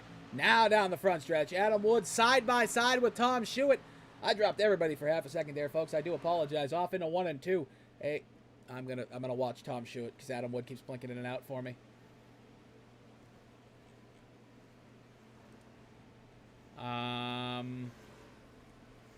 Adam Wood to the outside now of Tom Schuett.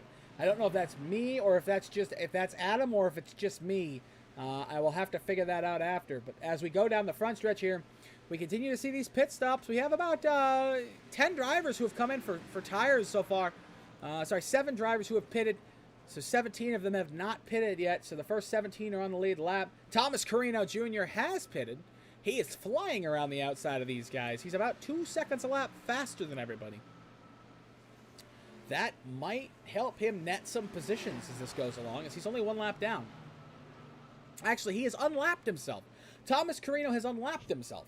So this could get very, very spicy and interesting as the race goes along here. 36 laps in, we're coming in to what we thought was the beginning of the pit cycle. 37 to 43 laps. You can probably stretch it to about 50 laps if you really wanted to, which is I think what some of these guys are going to do near the end of the stage.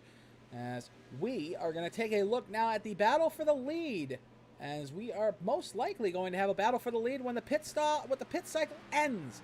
Depending on when Joseph Causey and Christian Converse pit, we will see here as the teacher, Joseph Causey, is being outplayed by the student here tonight in Christian Converse. Look right now for the battle for fourth, though. The battle for third, fourth, and fifth is a tight one. Brandon Massey to the inside of the 08 of Will Cannon. A big battle down the backstretch into 3 and 4. Will Cannon allows Brandon Massey past. Is Will Cannon possibly coming into the pits? Will Cannon throttles down. Will Cannon to the pits. He is going to come in now. This is going to be one we're going to watch. So this was what? This was 36 laps for Will Cannon. Right around what we think is the beginning of... is what we think is the beginning of the pit cycle. So we'll keep an eye on that as the pit lane times for everybody have not come through yet. But pit stop laps, okay, we'll just go back to stint lane. So yeah, 37 laps so far is what we are looking at for everybody. That's what I was thinking was going to be the start of it. Christian Converse is in. Joseph Causey is in. Greg Holt is in now. Brandon Massey is off the track. Joshua Gathride's going to come in down, and he's going to lead a lap. We're going to watch the battle for the lead here on the exit of the pit lane. So here is Christian Converse now entering turn 1. He spent 44.47 seconds on pit lane, 15.37 seconds in his pit stall. We're going to keep an eye on Joseph Causey, who's in his pit stall now. If he can have a faster pit stop, he gets off pit lane a little faster, he might have something for Christian Converse. Christian Converse enters 3 and 4. Joseph Causey with a second faster pit stop. Where is he going to come out? We're going to keep an eye on it. You're looking at Christian Converse now cross the line. Joseph Causey's getting up to speed. He just passed Greg Holt, and there is Joseph Causey to the inside. Christian Converse will take the lead back.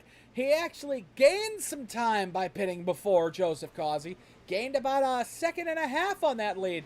Joseph Causey's now almost 3 seconds back from Christian Converse. 35 to go here in stage 1. Pit stops have started to cycle through. You're not going to miss a second of this action as Thomas Carino Jr. is your leader by over 9 seconds. As we are going to go side by side here in the Ghost Fire Media Network. Hi, I'm Randy from the Guitar Addict. Can we be serious for a second?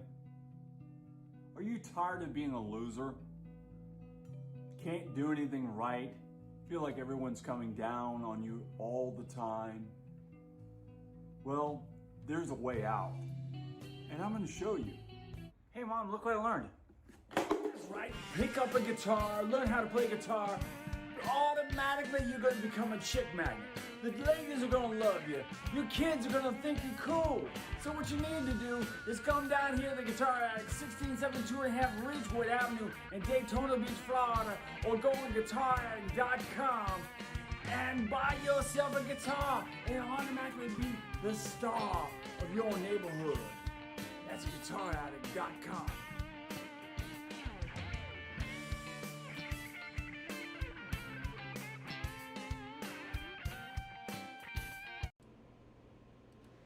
We are back here on the IVRL Buttkicker Cup Series on the Ghost Fire Media Network. I am your host, Nick Adams, in here doing it all by myself tonight in the longest race of the season. If Randy Pepper next time you talk the longest race of the season, that would be preferable. 207 laps to go here tonight. 43 laps down. It is a race of attrition. Thomas Carino Jr. pitted early, got fresh tires, got a 7-second lead. But if we look at the battle now between him and hold on.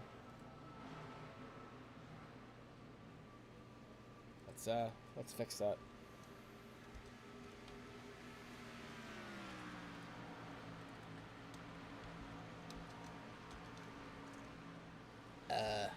Hold on.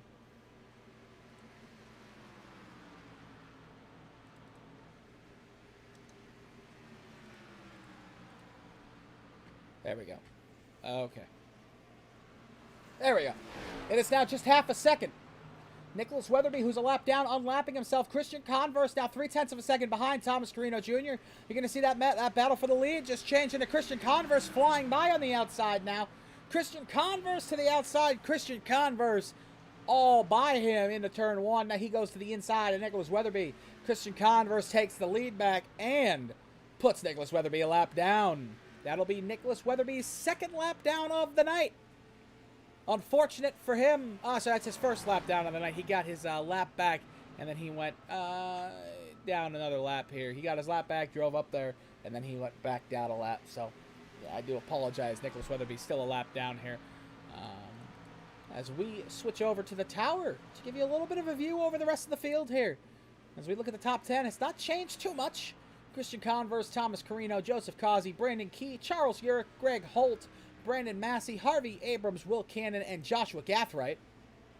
As there is a heck of a battle going on between Charles Urick and Greg Holt now down to 3 and 4.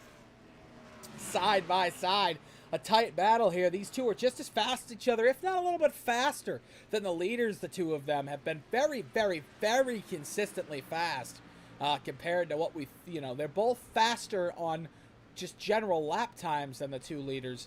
But it's just a consistency and being able to get stuck in traffic. But Brandon Key started 16th. He's up to 4th.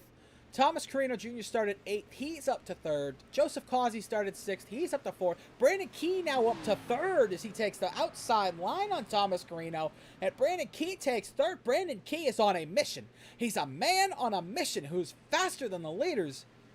And we're going to have a battle for the lead here any moment, as Joseph Causey is 2 to 3/10 of a second faster per lap than Christian Converse. So this is going to be a heck of a battle as the night continues on.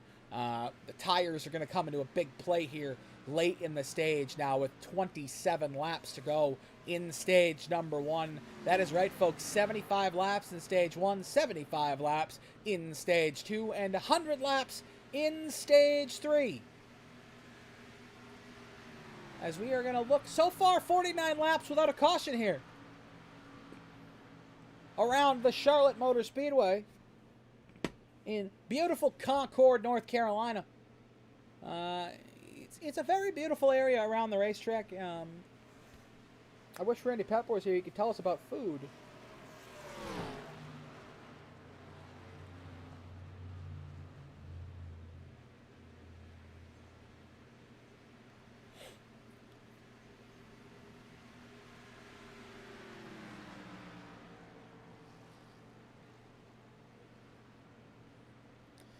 So actually, I do have a question for all the people out there watching the comments. How many of you have done the Richard Petty or the Rusty Wallace driving experience?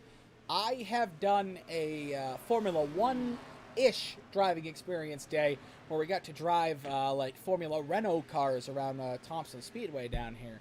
But I've never done like the Richard Petty or the Rusty Wallace driving experience, and I know it's a pretty huge thing around Charlotte. I know Dale Jr. has driven for it before for charity, and there's a lot of interesting things that happen with them. So, how many of you have done it, and is it really worth it to do the Richard Petty or the 8 laps at Darlington? Now, Tim, was that the Richard Petty or the Rusty Wallace driving experience? And 8 laps at Darlington. I think I did 3 laps around Thompson in like a Formula Renault, and I thought I was going to die. I could only imagine what 8 laps at Darlington feels like in a Cup Series car, being this close to the freaking wall. We look back here at the battle between Brandon Massey, Joshua Gathright, and Will Cannon here. Less than a second between these three. Most fun you've ever had with clothes on. Tim, there are so many things that I could say about that, but I'm not Randy Pepper, so I'm not going to. But I have found out that the most things in life are better with your clothes off. So you could try it that way. But as we look down the backstretch, we see Brandon Massey not really catching Josh Gathright, who has made up 8 positions since the start of the race.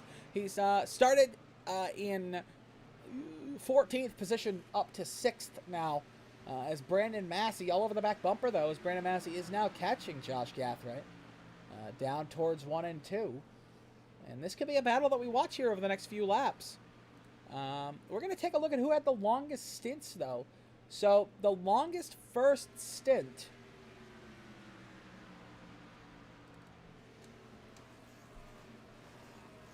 was 39 laps by Joshua Gathright. And the shortest first stint was by, I believe, Tom Shewitt.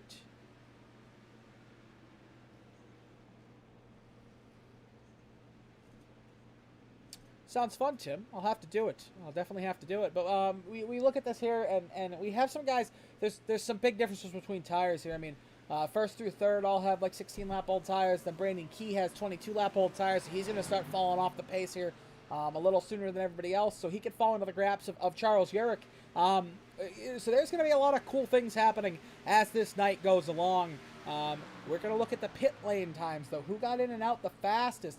And you see that a lot of people hovered around that 43 seconds. But Ira Kohlhaas, the fastest in and the fastest out of pit lane when he got 4 tires at 42 point... I'm sorry, Patrick Gaspar, 42.3. He must have had a blistering pit stop time. Let's take a look at Ira Kohlhaas. Patrick Gaspar had a 14.6 second lap pit time. So yes, he had a blistering pit time. As we look back up towards the front, as it's less than a second now between Joseph Causey and Christian Converse. The battle is tightening up. Let's see if we can see him down the backstretch. You can see him there in your shot. He is getting closer.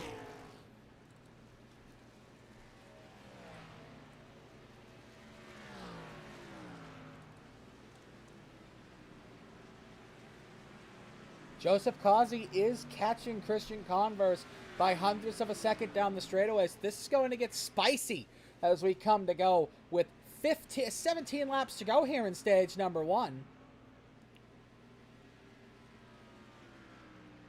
We're going to have a heck of a battle as the night goes on, but we have some guys in pit lane. That's something I was wondering about. If some of these guys pit too early, what we were going to look at, and you see Cody McKinney, I believe that is. Is that Cody? That's Joey McKinney. He had already pit once, but Joey McKinney, that's something to look at when. But the last time Christian Converse, Joseph Causey pit was lap 37 for Christian. Joseph pitted a lap later. Christian ended up making up some time here. But with 15 to go in the stage, these guys don't have to worry about pitting. They're going to make it on fuel. Christian split the stage almost in half, as well as some of these other guys did. So it's going to be interesting to see as the night goes along here. As we enter the final stages of stage 1, you're going to see some things occur with the track. It's going to get darker. It's going to get a little tighter. The cooler the track, the more you can really throw it in there and get faster. So you're going to see when it's hot out around Charlotte, it's about 76 degrees today here. Let's look. It was 74 degrees. The track temp is now 79 with a 65% humidity.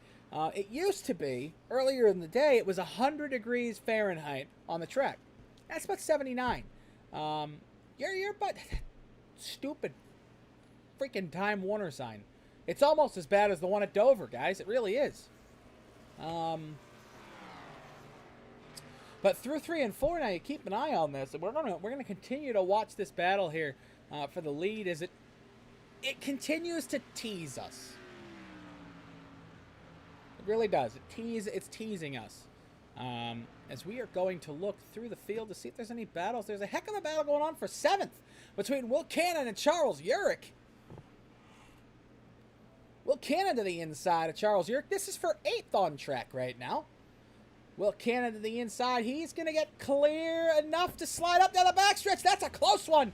There is millimeters between those cars. Those two Ford Mustangs. Charles Urich touches the wall down into 3 and 4. We almost had an incident there. Man, oh man. Had those two wrecked each other out, that would have been terrible. That would have been awful. We had a heck of a battle behind them as well. Adam Wood, right in front of him, there's like a battle between some lappers. Where's Thomas Carino? There it is. Thomas Carino, Bob Carroll, and Nicholas Weatherby all battling 3 wide through 1.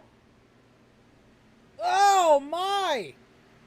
3 wide in front of 10th place Adam Wood. Adam Wood's got to be shaking in his boots right now, thinking, don't do that. Don't do that. You guys wreck right there. You're going to block the whole track, and we're going to have Calamity Corner going down into 3.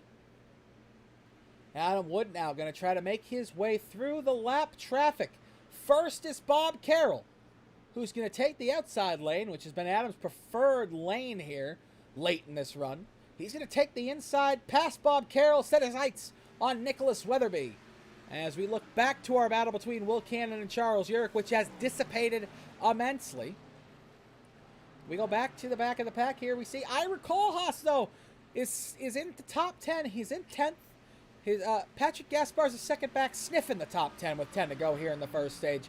But Ira wants to get a 9th position. Ira came into this race with high hopes. Because of the paint scheme he's running, with his brother riding along on the hood. He had high hopes of putting a good finish together for his brother Adam, and I think everybody has the same high hopes of putting a good finish together for the people that they are honoring tonight. Off into 3, Ira Kohlhaas. This is not for position, just trying to pass Nicholas Weatherby, who's had a absolutely abysmal night. He's the first car. I think he's the first car 1 lap down here. He might no, he's not. I apologize. He's not. He is the 3rd car 1 lap down. The only way he'll get his lap back here at the end of stage 1 is to stay or out and hope for a caution quickly in stage 2. The racing we've seen so far through the first 67 laps, I wouldn't be expecting that. Nicholas Weatherby, as I say that, comes down pit road, coming to get 4 tires, fuel. He's going to stay out, get 1 lap back at least at the end of the stage. As we have 8 laps to go now in stage 1. We'll take you through the top 10 one more time here. Christian Converse is a half a second ahead of Joseph Causey. Greg Holt is another 3 seconds back. Joshua Gathright, 4 seconds back to him. Brandon Massey right there in the shot, less than half a second. Will Cannon another 2 seconds back. And then right behind him, Charles Urick, 0.6 of a second. Adam Wood in 8th. About 2 seconds off of the battle in front of him. Ira Kohlhaas has a second between him and Adam Wood, and Patrick Gaspar up to 10th position. So right now, a lot of the top 10 cars have those beautiful paint schemes on them. As the number 8 of Brandon Key came in for his second pit stop of the night. We'll keep an eye to see if these guys are going to pit before the stage ends, especially if you're Joseph Causey. Try to get that track position at the beginning of stage 2, or if you're just going to take the stage points and then try to battle your way back through. So what's going to be some of these guys with newer tires in front of you? 6 to go in stage number 1. Christian Converse going to be battling Joseph Causey here as we come down to the line. Maybe Joseph saves some of those tires. He's running about half a second faster right now than Christian Converse these last few laps. And we'll continue to keep an eye on this battle here as they exit 3 and 4. Down towards 1 and 2.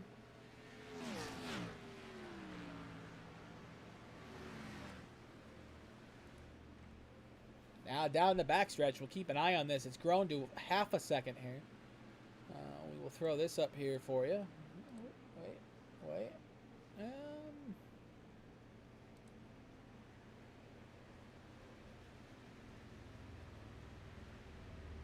Wait. Wait. There we go.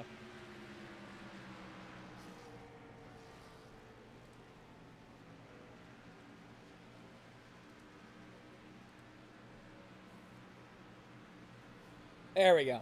I'm still learning how some of these buttons work, folks. Sorry. We're going to have a battle for the lead, though, very quickly here. About 0.3 of a second between Joseph Causey and Christian Converse. Now, these two teammates, they might give each other a little bit of room here as we come out of turn 4 to get 3 to go in stage number 1.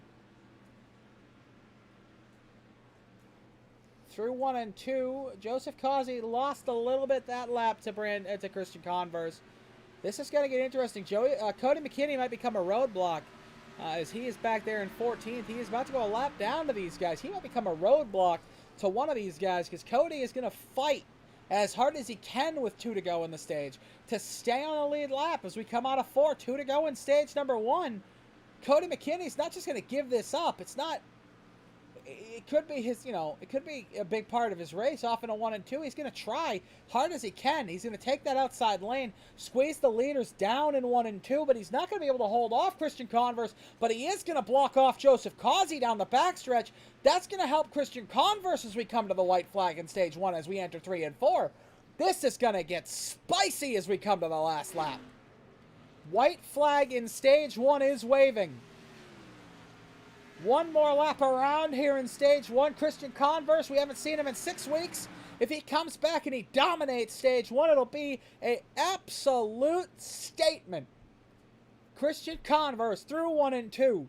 He's all the way down the bottom of the track. Joseph Causey's going to get a big run down the backstretch with the draft, but it's not going to be enough, I don't think, as we go down into 3 and 4, unless Causey sends it off in there, which is a tough thing to do on your teammate. Into 3 and 4, Causey's not going to get the run he needs out of 4.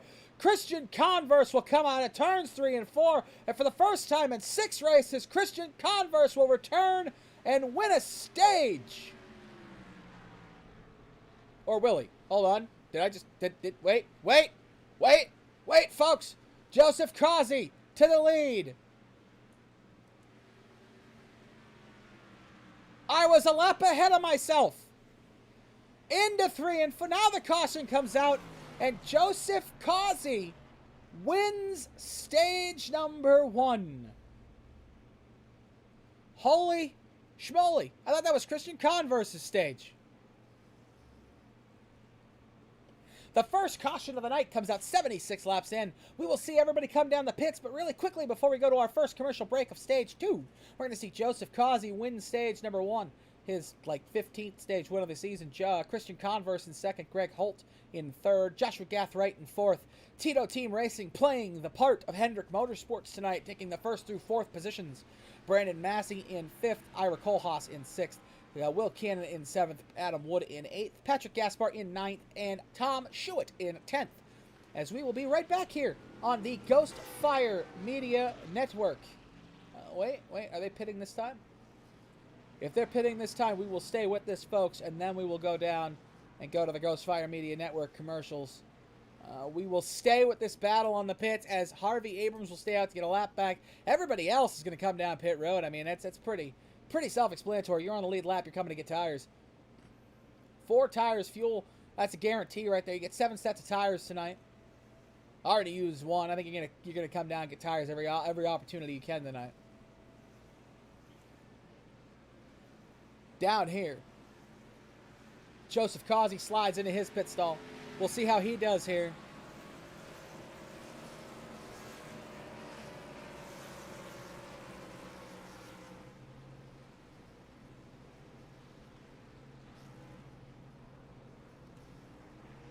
Joseph Causey will win the race off Christian Converse in 2nd. Will Cannon will come out in... Greg Holt will come out 3rd. Joshua Gathright 4th. Brandon Massey in 5th. Adam Wood in 6th. Ira Kohlhaas 7th. Brandon Key will come out 8th here. Garrett Schilling 9th. Tom Schuett in 10th. Will Cannon, your big loser, as he entered the pits in 7th, I believe, comes out in 11th. So he had some damage to repair. 27-second pit stop. So we'll keep an eye on that. But we will be right back here with the IVRL Buttkicker Cup Series on the Ghost Fire Media Network after these words from Guitar Addict. Hi, I'm Randy from the Guitar Addict. Can we be serious for a second? Are you tired of being a loser? Can't do anything right? Feel like everyone's coming down on you all the time? Well, there's a way out. And I'm going to show you. Hey Mom, look what I learned. That's right. Pick up a guitar, learn how to play guitar. Automatically you're going to become a chick magnet. The ladies are going to love you. Your kids are going to think you're cool. So what you need to do is come down here to the Guitar Addict, 1672.5 Ridgewood Avenue in Daytona Beach, Florida, or go on guitaraddict.com and buy yourself a guitar and automatically be the star of your neighborhood. That's guitaraddict.com.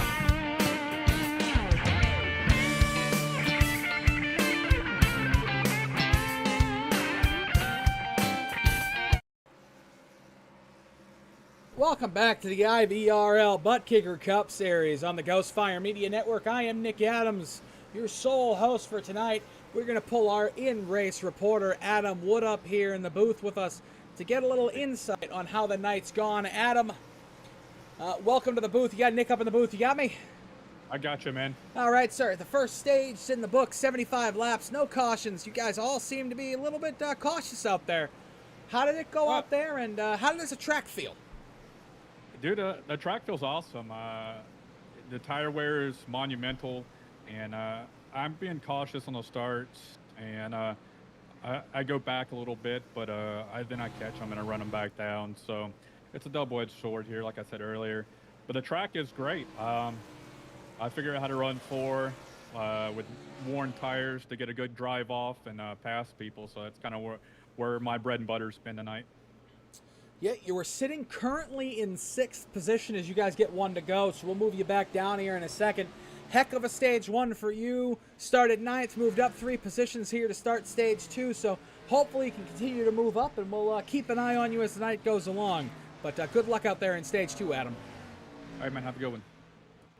That was Adam Wood in the number 45 Miller Lite Ford Mustang for First Response Racing.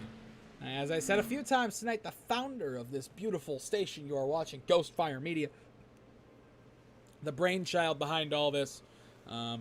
Quick story as we come down the backstretch with 1 to go. If you don't know how Ghostfire was created, I asked Adam Wood the origin story of Ghostfire. And the origin story goes like this. He loves Talladega Nights. Ricky Bobby was on fire in Talladega Nights, so to speak, when he flipped the car. Help me, Oprah Winfrey. I'm on fire. I'm on fire. Help me, Jesus. Help me, Oprah Winfrey. He was on Ghostfire. So that's how Ghostfire Media was started. That's how Adam Wood thinks.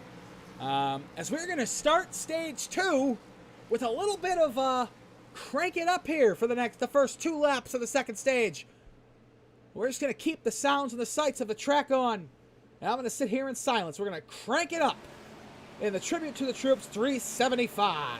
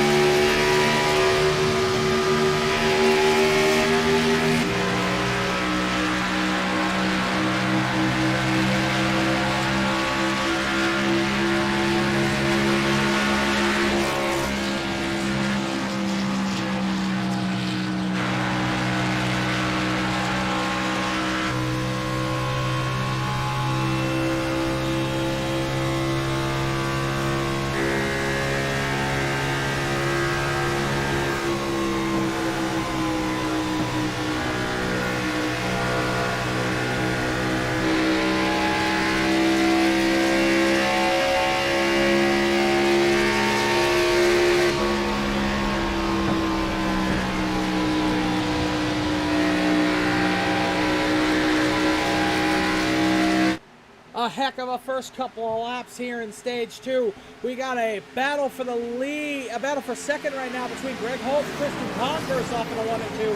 Christian Converse lost a couple of positions between Pittman and Mauricio back to 3rd as we have Joseph Causey checking out in the lead. We got a bunch of action in the middle of the pack though. Adam Wood 3 wide off in the through. Man, oh man, I can't go away from this battle right here, but we got a battle getting ready in the middle of the pack here. We got guys 2, 3 wide now as they come out of 3 and 4. Down the front stretch on lap number 83 here at the Charlotte Motor Speedway off of the 1 and 2 is still side by side. A heck of a battle for second has continued with Greg Holt and Joseph and Christian Converse off down the backstretch now. Brandon Massey all the way up the track. We're 4 wide down the backstretch, side by side for second. Man, oh man, they're going nuts here at the start of stage number 2.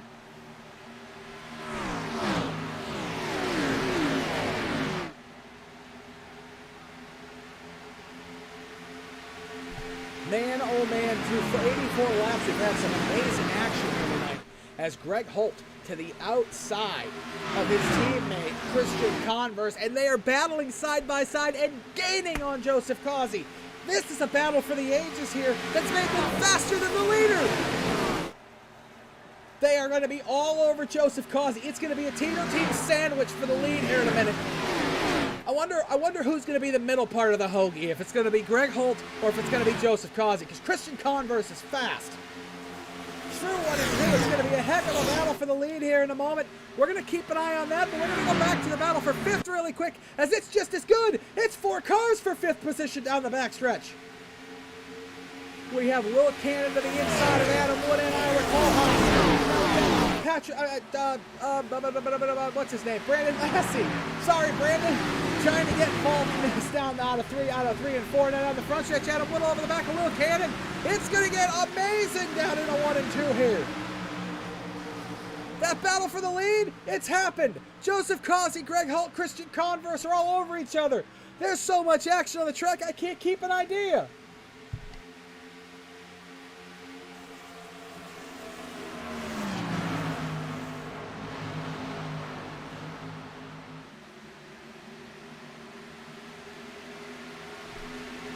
Oh, we got a spinner! We got a spinner! Derek Schilling, Brandon Key. I think that's going to be our first caution.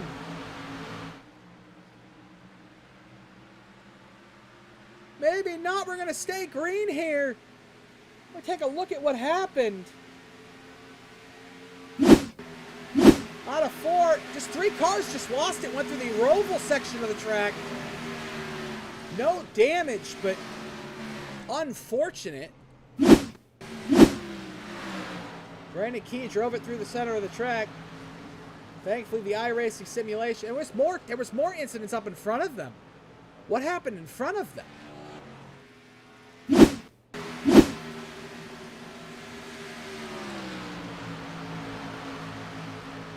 As Joey McKinney went, oh, Joey McKinney took a hard hit into the wall. So Joey McKinney got through this, and then he had the number 21 all over his back bumper of Michael York off into 1, and he just pounded him. And Joey into the wall really hard. That's going to pretty much end Joey McKinney's night. That's a shame. That is a shame for Joey McKinney. Had such a good night going. Was on the outside of the top 10 right there. Just a shame. And the caution is out. We have a yellow flag on the track. Michael York has gone around. We'll take a second here to gain our bearings and see what happened.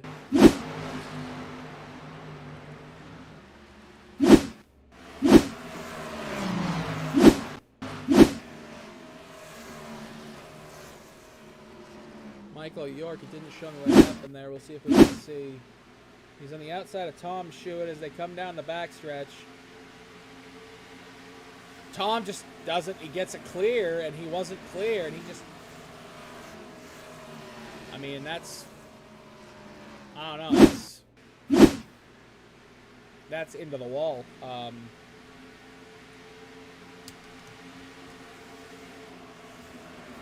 It's just a mistake. That's all that really is. I mean, it's just a mistake. It's unfortunate for Michael York, but he's going to be our first DNF of the night.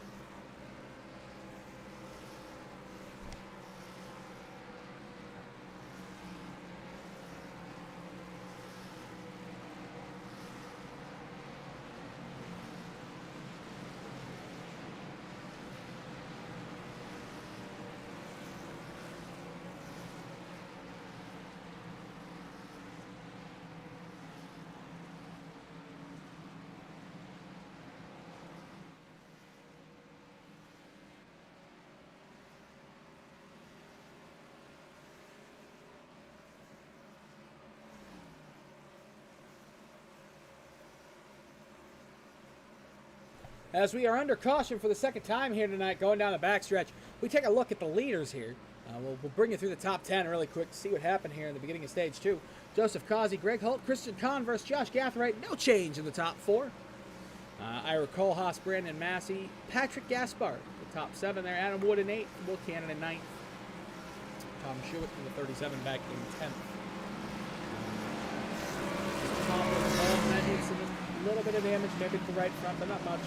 Definitely the 21. Michael York came out bad on that one. It happens. Mistakes happen. So continue along as you were in your race, and it'll be what it'll be. But 91 laps in here at the Tribute to the Troops 375 for the IVRL Buttkicker Cup Series. We are a quarter of the way through stage number 2 under our second caution of the night, the first caution for a non-stage break issue. We will be right back here on the Ghostfire Media Network.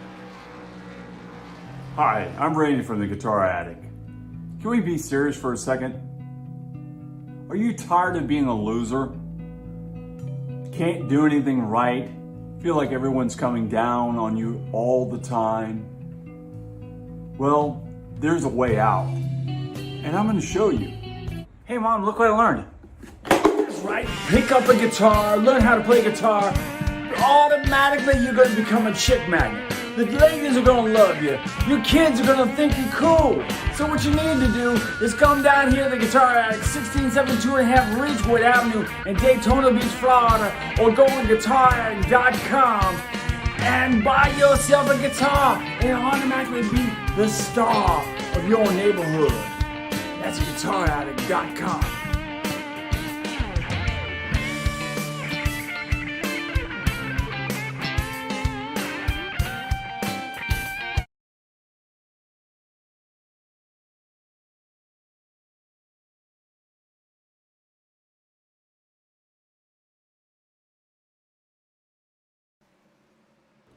Welcome back to the Ghostfire Media Network and the IVRL Buttkicker Cup Series, Tribute to the Troops 375 at the beautiful Charlotte Motor Speedway, located here in beautiful Concord, North Carolina. Joseph Causey is your leader in that number 88 after 93 laps complete here tonight under our second caution.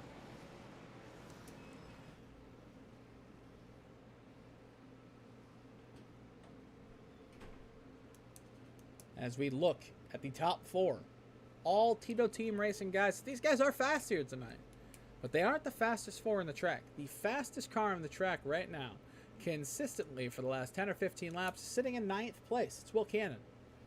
Will had a issue on pit road, had a little bit of damage, had to get that repaired. Lost a bunch of positions.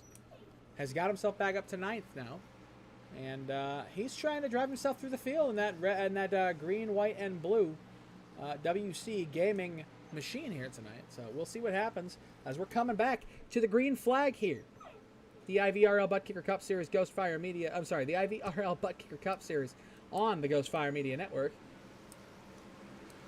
If you are just joining us, I'm Nick Adams. We are 94 laps in here at the Charlotte Motor Speedway. Exiting turn 4 here to come back. Green flag racing to see another battle between the 4 teammates here at the front of the pack. And we are green flag here down the front stretch.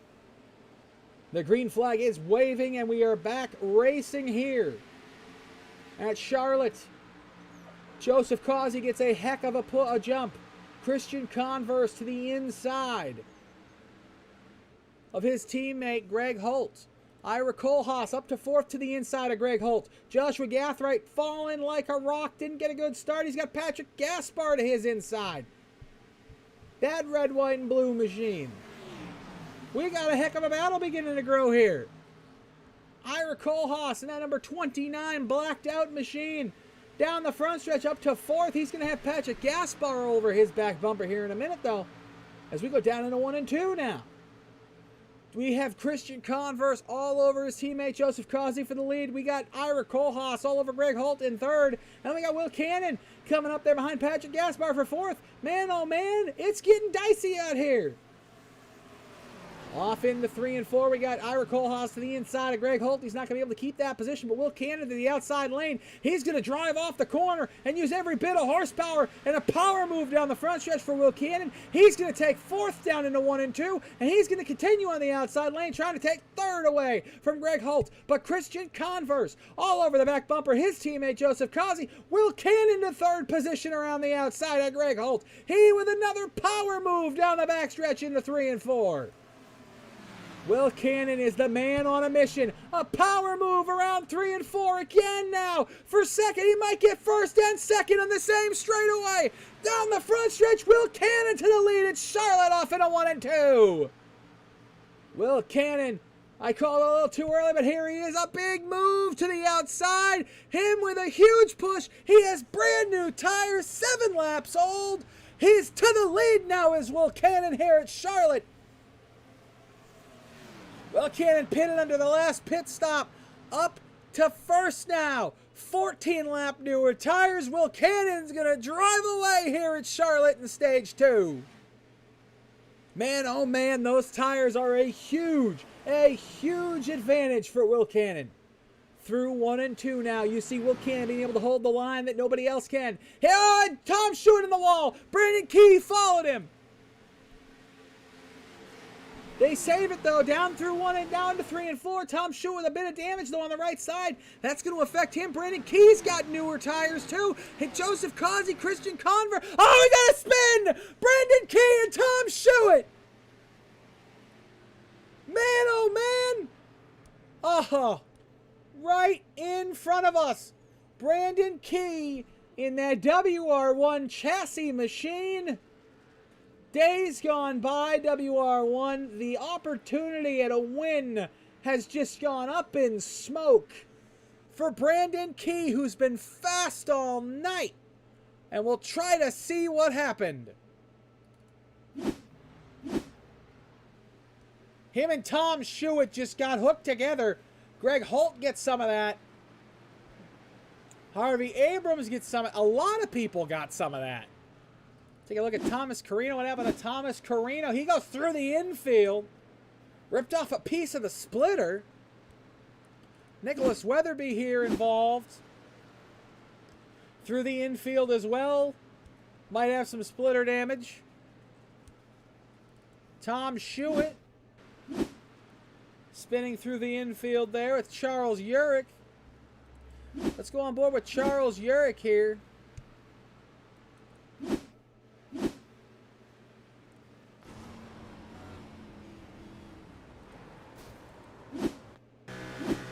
Charles Urich just had nowhere to go. It was right in front of him. He almost got through it.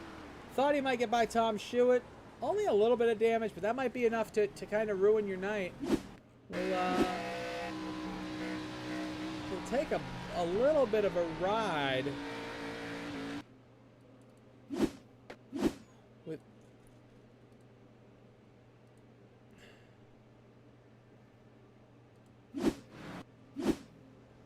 or we won't because I can't get the camera angle to come up. So sorry about that, folks. But your leader, Will Cannon, Joseph Causey in second, Christian Converse in third, Derek Schilling in fourth, Ira Kohlhaas in fifth.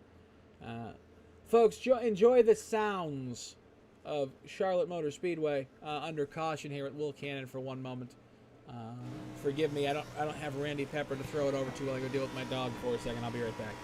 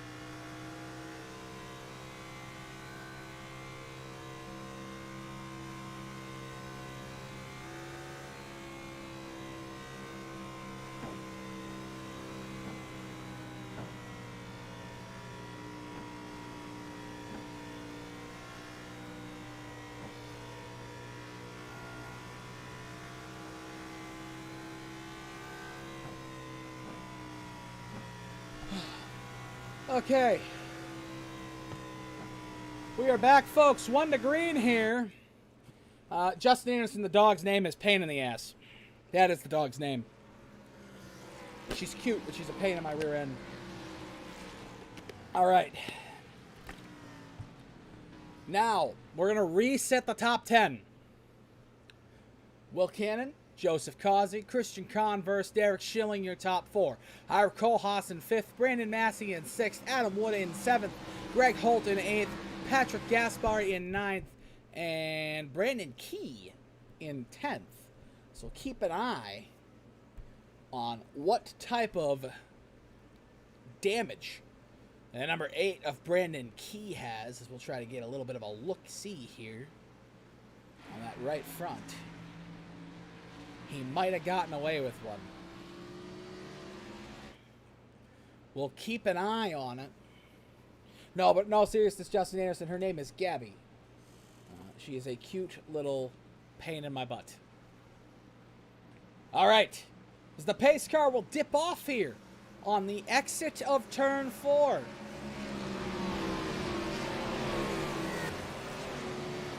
And Joseph and Will Cannon will have control of the field. Will Cannon going to spin those tires up and get a good jump here. Will Cannon to the lead here at Charlotte as we're back underway. 25 laps into stage number 2. Off into 1 and 2. We got Will Cannon. All over the back bumper, though, is Christian Converse. He got a good jump. Will Cannon's got those 14-lap newer tires. Oh, yeah, spinner behind a big one. A big one behind him.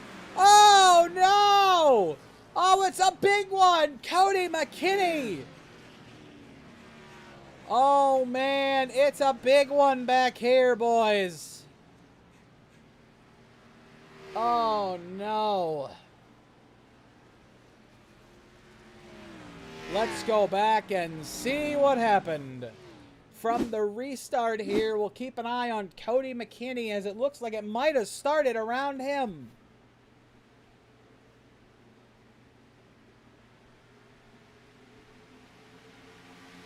So through 1 and 2, it looks like everybody's pretty stable here.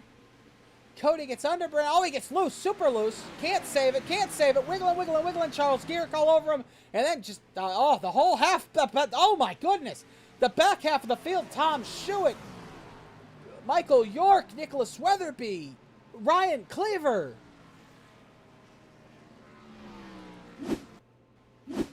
A whole bunch of people involved in this. Tom Schuett's night is over. Michael Payne and Thomas Carino got away from it, but man, oh man, did a lot of people get into that.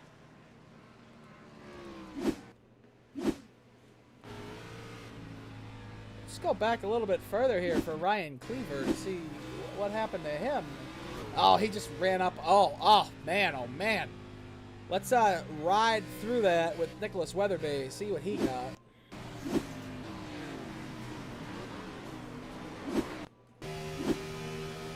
He sees it happening in front of him. On the brakes, on the binders, has nowhere to go. Goes through the middle of it, thinks he's going to get through it. Whoo, he got through it, man. That's a heck of a drive by Nicholas Weatherby. That's the, you know what that is? If we were sponsored by Allstate, we'd call that the Allstate Drive of the Night. Only if we were sponsored by Allstate, which we're not, but we're taking sponsorship. So Allstate, if you want, could be Ghostfire Media presented by Allstate. Just saying.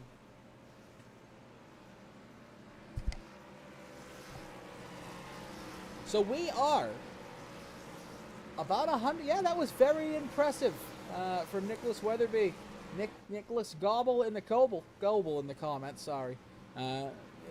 With the compliments to Nicholas Weatherby, that was definitely extremely impressive here. As we are under our 4th caution, no cautions in stage 1 other than the stage break caution. And then here in stage number 2, we've had 3 cautions within 26 laps. Within 21 laps here. So we haven't had a event-free first part of the second stage here. And we have one more lap at least under caution. So we're going to pull our in-race reporter, Adam Wood, in. Adam, you got Nick up in the booth. You copy? I got you, man. Adam, just a quick question. What in the world happened to the racecraft in the second stage? I don't know. I think everybody's getting antsy. I have no clue, honestly. I've been up here. I got freight train on the last restart that we had. I was on the outside, or the second last. And I got the outside just didn't go nowhere, and I just got pushed to the back. And then somehow, after all that melee, I would get to drive through it, and now I'm back up here in 7th, basically where I started from. Yeah, it was an amazing wreck behind you, and we had I saw it. I heard my guys in the general chat start screaming about it, and I looked up my rearview mirror, and I saw, I think the undercarriage of a red car or something flying through the air. So you're in chat with Nicholas Weatherby. When you speak to Nicholas Weatherby, let him know he is the Raise Alert driver of the race. He said, you guys better show this on the broadcast. Yeah, no, I did. I showed it, and Justin Anderson gave me the idea for the award name. He is now the Raise Alert driver of the race with that driving through that incident. So that I will definitely let him know. He'll be happy. Yeah, that was crazy. But we'll put you back down there as you guys are coming to 1 degree and getting lined up. Good luck there in the rest of stage 2. Hopefully we get some racing here. Yeah, me and you both. I don't know what these guys are doing driving to Enfield right now, but okay. Thank you, Adam. All right, man. That was Adam Wood, founder of Ghostfire Media. Going to go ahead and let Nicholas Weatherby know that he is the Raise Alert driver of the race here tonight. Thank you, Justin Anderson, for the name of our new Alert Driver Award. That was unbelievable. Without a doubt, that was a heck of a save. A heck of a drive through that. I mean, I call myself the save king. When I start spinning out, I really save my car a lot. But man, oh man, I'm not usually that good through driving through them, but he drove through it.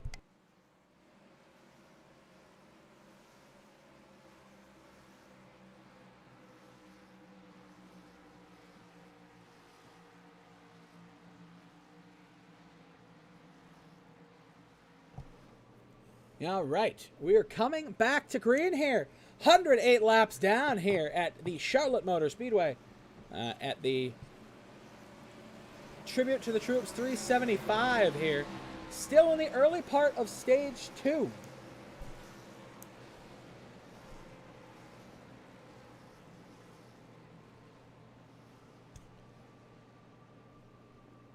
As we come back green here, the field is in Will Cannon's hands, and Will Cannon with a good jump out of 4.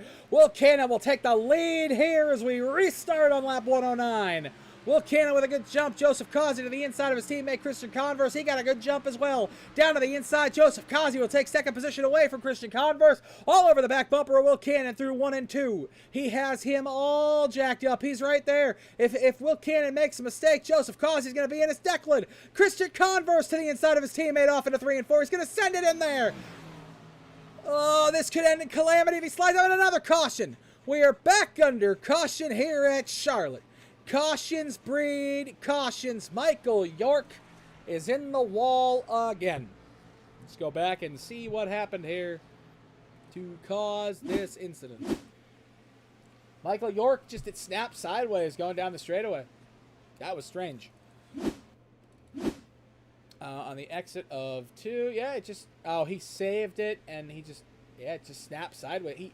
He saved it, and he overdrove it, spinning it down into the inside retaining wall. Michael York going to go to the pits again here. Some damage repaired. We'll maybe see him back on the track, maybe not. We're not sure. 110 laps down here in the Tribute to the Troops 375. Will Cannon. Are they going to try to snooker him in? Will Cannon stays out. I don't know if that was a good move. I don't know. I don't know about that. Everybody else behind him pretty much came in. That's an interesting move there by Will Cannon.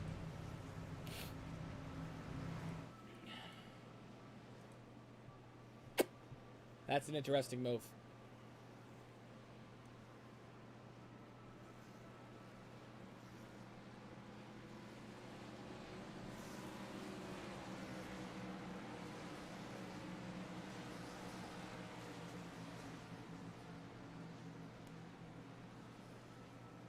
Joseph Causey will win the race off a pit road.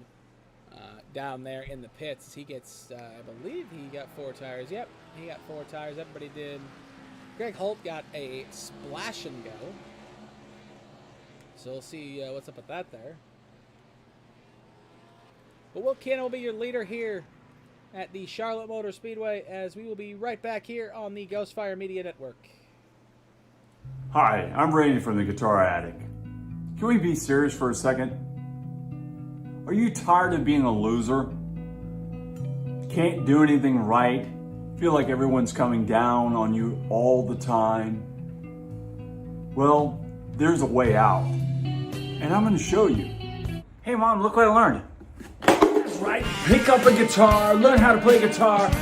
Automatically you're going to become a chick magnet. The ladies are going to love you. Your kids are going to think you're cool. So what you need to do is come down here to the Guitar Attic, 16725 Ridgewood Avenue in Daytona Beach, Florida, or go on guitarattic.com and buy yourself a guitar and automatically be the star of your neighborhood. That's guitarattic.com.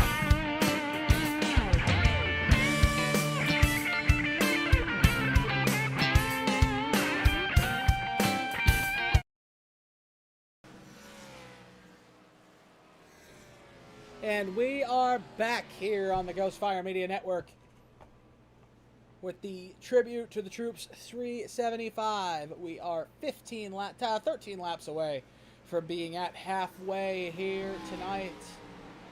112 of 250 laps down here at Charlotte Motor Speedway. We still have a long way to go.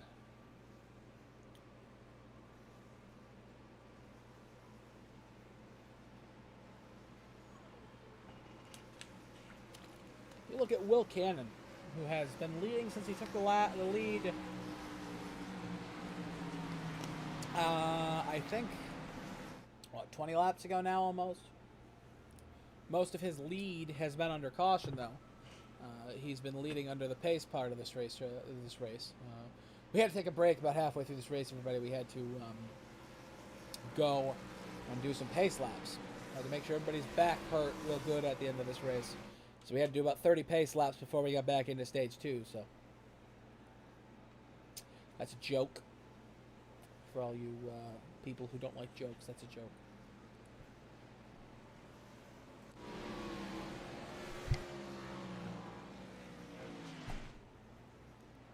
I just want to give credit to Randy Pepper. Randy Pepper continues to astound me. Every time I have to do this by myself, which this is now the second time. This is the first time on a race of this length that I've had to do it by myself.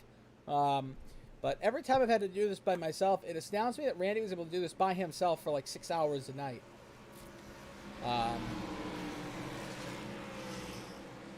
I just don't get it. I can't do... Hell, I can't do this for 3 hours by myself without trying to find out what to talk about, so... If you weren't with us here earlier tonight, Adam Wood, who currently sits in the 17th position, won the fan vote. Was the highest voted person with the paint schemes contest for this week. He was number 1. Nicholas Weatherby was number 2, and I ended up choosing Mr. Adam Woo here as my favorite paint scheme because of the classic style of the scheme. On the exit of turn 4, we are going to go green once again here at the Charlotte Motor Speedway. Will Cannon will lead him off to the green flag.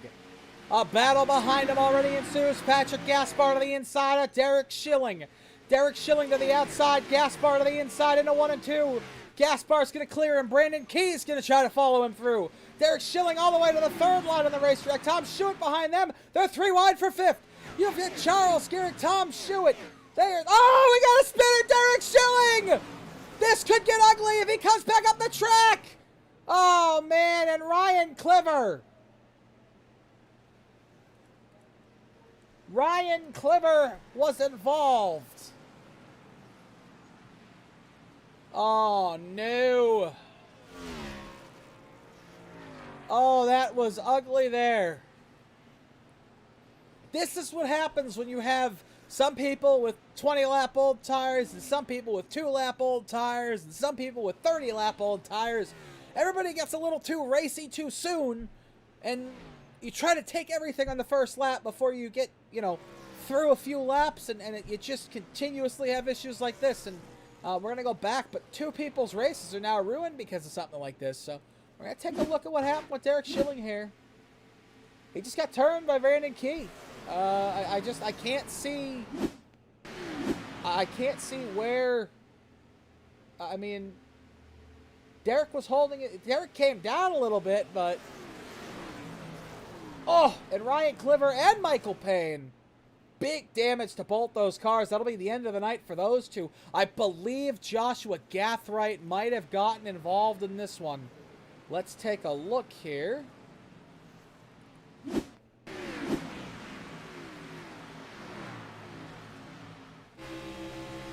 Coming down the backstretch, he sees the incident happening in front of him. He's going to try to drive up past him on the outside. He's committed. Is he committed? He got by it. He got by without any incidents, so that's a good thing for him.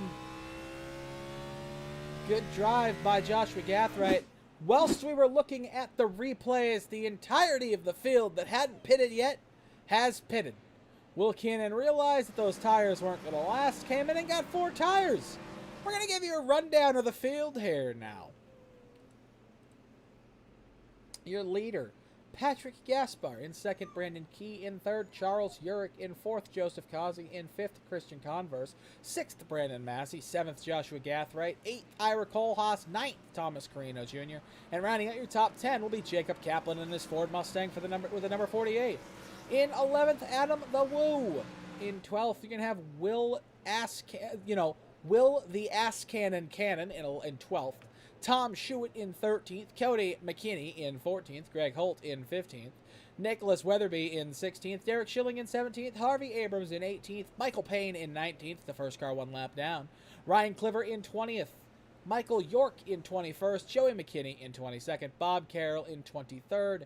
And rounding out the field, out of this race is Tyler Walden. 4 DNFs tonight. Ryan Cliver, Joey McKinney, Michael York, and Tyler Walden all confirmed. Bob Carroll limping around the track with some damage, trying to get as many points as he can, as Michael Payne is the one and only car a lap down here. So everybody, except for 1 car on the lead lap still. Continuing with the second stage of pacing. The first stage was all green flag racing. Stage 2 has been Pace Simulator 2021. I think Adam hit it right on the head when he said that everybody has just gotten a little too gutsy. Does the 91 have a flat tire? No, okay, he's just on the apron there. Everybody's just getting a little too pushy too early here.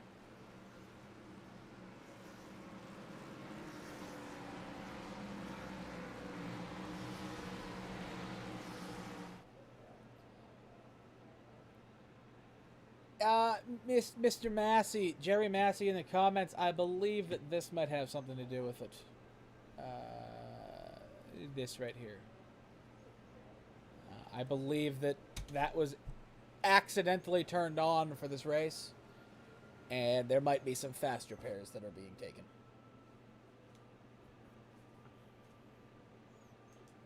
If you forget to unclick it, it happens automatically.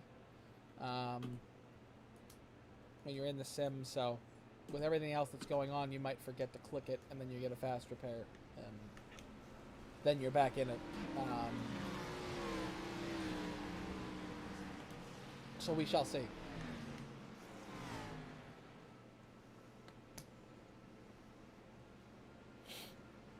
But we have 118 of 250 laps complete here at Charlotte Motor Speedway.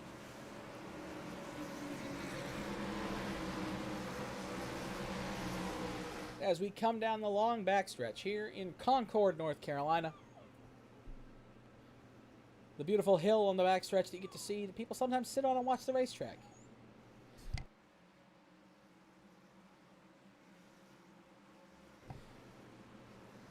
Off into 3 and 4 with the big Bank of America sign, and then all of the sponsor logos there. Way back in the day when Waste Management used to sponsor NASCAR, Waste Management had the biggest freaking logo ever at any track. It was here at Charlotte. It took up 3/4 of turn 3. You can look it up. It's like a panoramic logo of Waste Management. It took up a big section of turn 3. Thank God they took that down because it was bad. But on the exit of turn 4, Patrick Gaspar has the lead. He will control the field. The green flag is out. Patrick Gaspar to the lead here. Gaspar is going to pull out ahead. Brandon Key is going to slide down into second. Joseph Causey back to third. Charles Urich into fourth. Joseph Causey stuck on the outside right now. He's still in third position. In fourth position, trying to gain that third position on the outside of Charles Urich. A big battle down into 3 and 4, though. Joseph Causey going to sling it on the outside with those new tires. Brandon Key is going to come up and slide up there and block him. Down the front stretch, 5 laps to go to halfway. If the rain comes, the race will be official. Man, if only iRacing would implement that. Then when I say that, it actually means something.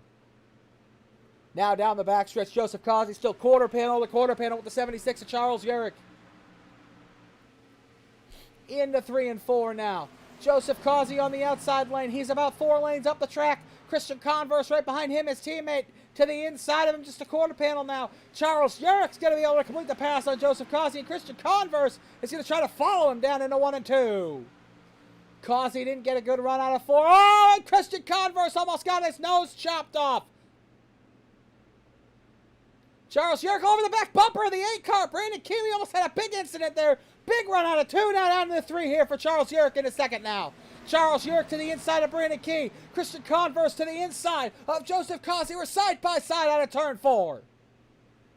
Now down the front stretch, side by side. They're going to be bump drafting all the way down the track. Joseph Causey giving the 76 a big push into turn 1. Side by side now. Door handle to door handle. Lug nut to lug nut. Off into turns 1 and 2. Now down the backstretch. It's a battle. 4-way battle. Big wreck. Here we go. Joseph Causey's going to get past it. Charles Urich surrounded in the wall. And we're going to stay green.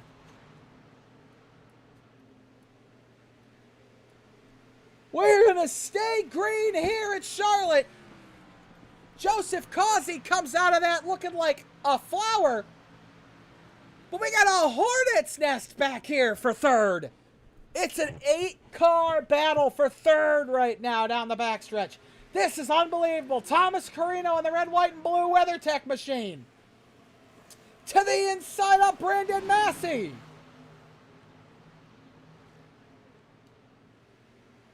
Man, oh man, down the front stretch. This is getting fun.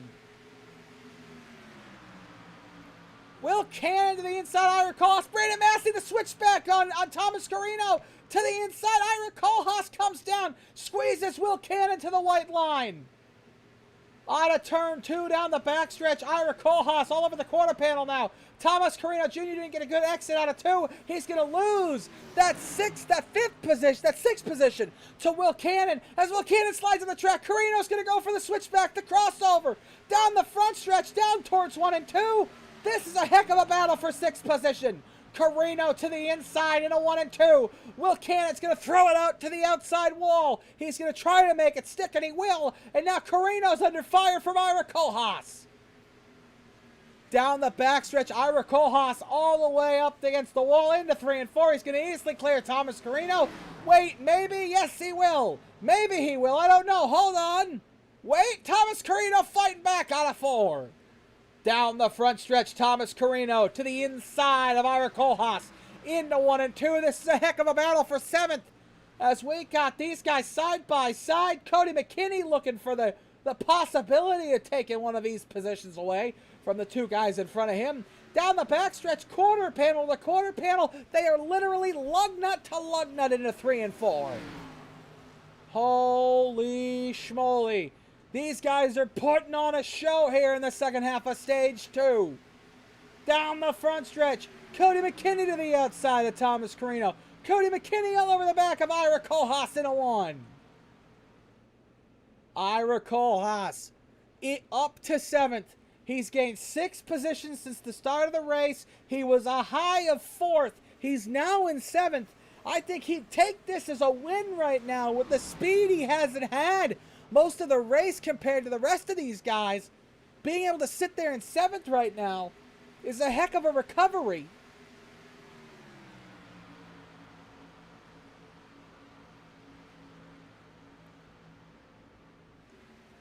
Oh my goodness. Cody McKinney to the outside. Thomas Carino now on the exit of 2. Thomas Carino slide up in front of him and close the door off. Now down the backstretch into 3 and 4. This is going to get fun here. We got 22 to go here in stage 2, folks. The battles are all over this track. I mean, we got half a second between everybody. These guys are all getting ready. They're all saving their tires. They're getting ready. Adam Wood to the inside. Tom Schuett down the front stretch into 1 and 2. Adam Wood trying to sniff the top 10. Adam the Woo to the inside of Tom Schuett. The Miller Lite Ford versus the F37 Ford down the backstretch. Into 3 and 4. Adam Wood's going to send it off to the inside lane. Tom Schuett's going to sail it off onto the outside, though. And they're going to be even coming out of the corner. Adam Wood with a big jump out of 4. Nicholas Weatherby back on the lead lap. He's up to 11th. He wants a top 10 position. Whoever comes out of this battle right here victorious is going to have to battle Nicholas Weatherby. Tom Schuett up the track. He's going to lose 2 spots now. Now Adam Wood has to look in his rearview mirror, and he sees that red, white, and blue number 23 sailing it off into 3 and 4. Man, oh man. 20 to go here in stage 2, and these guys are putting on a show at the virtual Charlotte Motor Speedway. We'll keep an eye on this battle for 10th here. Back up to the battle for the lead really quick. Joseph Causey has a healthy 2/10 of a second lead over Christian Converse. And Joseph Causey's looking for his 2nd stage win of the night and possibly his 3rd sweep of the season if he can win stage 2 and then go on to win the race. There's still a lot of racing to go, though, here with 20 laps to go in stage 2 and 118 to go in the race. Off into 1 and 2 for the 132nd time. The 101st time under green flag off into one of these corners. These guys are putting on a show once they get strung out. They keep the ones around them that are fast, and the guys who can't keep up with them, well, they have other guys who can keep up with them, and there's battles all over this track. Normally, at a track like Charlotte, you see one guy find the line and drive away. But with the changing conditions of a day to a night transition, we've seen guys who qualified up front not be able to stay there, and guys who haven't qualified up front, like Joshua Gathright, come all the way up to 3rd. He was battling for the lead earlier. Now he's back up to 3rd after being all the way back in the pack and involved in something earlier. So, man, oh man, these guys are just going for it tonight.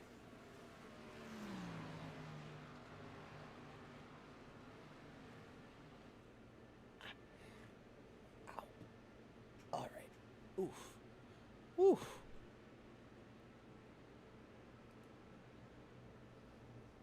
$16 to go here in stage number 2. We're going to come right back here. You're not going to miss anything at all. We're going to go side by side and hear from Randy Pepper for about the 10th time tonight about Guitar Addict. Do you feel like a loser? Because if you do, Randy Pepper can solve that for you. Hi, I'm Randy from the Guitar Addict. Can we be serious for a second? Are you tired of being a loser? Can't do anything right? Feel like everyone's coming down on you all the time? Well, there's a way out, and I'm going to show you. Hey Mom, look what I learned. That's right, pick up a guitar, learn how to play guitar. Automatically you're going to become a chick magnet. The ladies are going to love you. Your kids are going to think you're cool. So what you need to do is come down here to the Guitar Addict, 16725 Ridgewood Avenue in Daytona Beach, Florida, or go on guitaraddict.com and buy yourself a guitar and automatically be the star of your neighborhood. That's guitaraddict.com.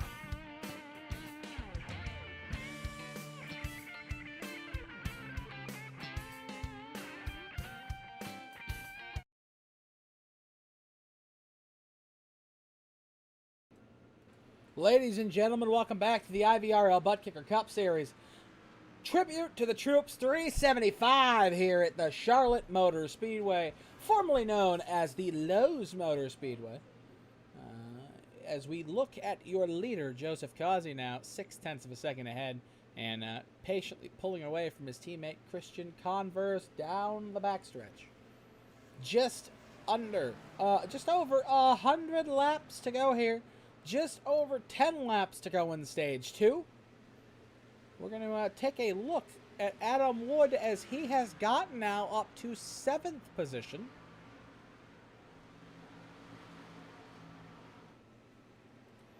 Take a look at Adam Wood's pass on Ira Kohlhaas through 1 and 2. Through 3 and 4 here this last time by. He's got a good run, used the draft, and then he set himself up to go to the inside, possibly, in the 1 and 2 of Thomas Carino. So we're going to keep an eye on that. We're going to go back to that battle, actually, here as we come back live. We have Patrick Gaspar up in front of them. He's a lap down. You got Will Cannon up there about half a second ahead. But right in front of him is Thomas Carino Jr. and the number 7 red, white, and blue machine. As we have Adam Wood all over the back bumper here through 1 and 2.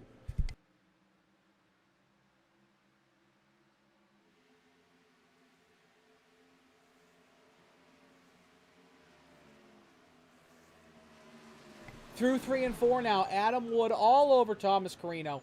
Now he's going to get that little bit of a run, but Nicholas Weatherby to the inside. Nicholas Weatherby to 8th position, trying to take 7th with a heck of a revival here so far tonight. He is the fastest car on the track right now, and he is moving.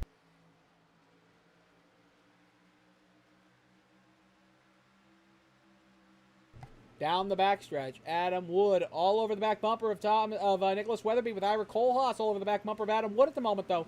Through 3 and 4, Adam Wood has a nice gap between him and Ira Kohlhaas. He can make a move on Nicholas Weatherby and hope to not lose a spot.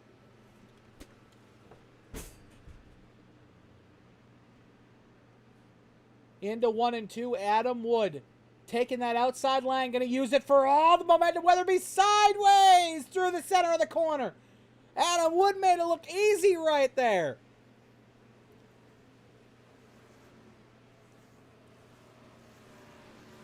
Holy schmoly.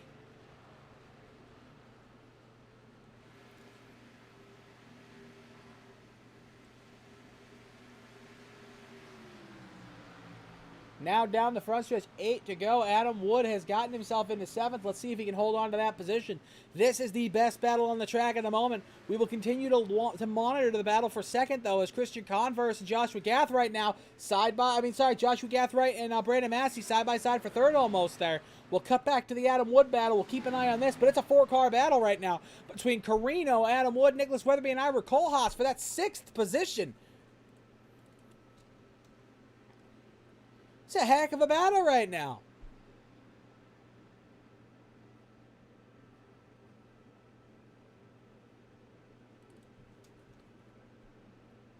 Now Carino, Wood, and Weatherby. They've dropped Ira Kohlhaas from this battle for the time being. 7 to go in the stage. Off into 3 and 4 for the 143rd time tonight. Adam Wood trying to get a heck of a run. He said he struggled in 3 and 4 throughout practice. It seems like he might have got a handle on it as the race has gone along. Down the front stretch, he's got his nose there. Carino better not come down. Into 1 and 2. Adam Wood's got a heck of a run now. Thomas Carino is going to try to diamond off the corner. That could end badly if you come down too far. Now out of turn 2 down the backstretch. Here comes Adam Wood trying to take away that 6th position. Adam Wood to the inside. Now Adam Wood's all over that quarter panel of the number 7 trying to get him loose. It's brought Thomas Carino back in. I'm sorry, not Thomas Carino. Ira Kohlhaas back into this battle for 6th.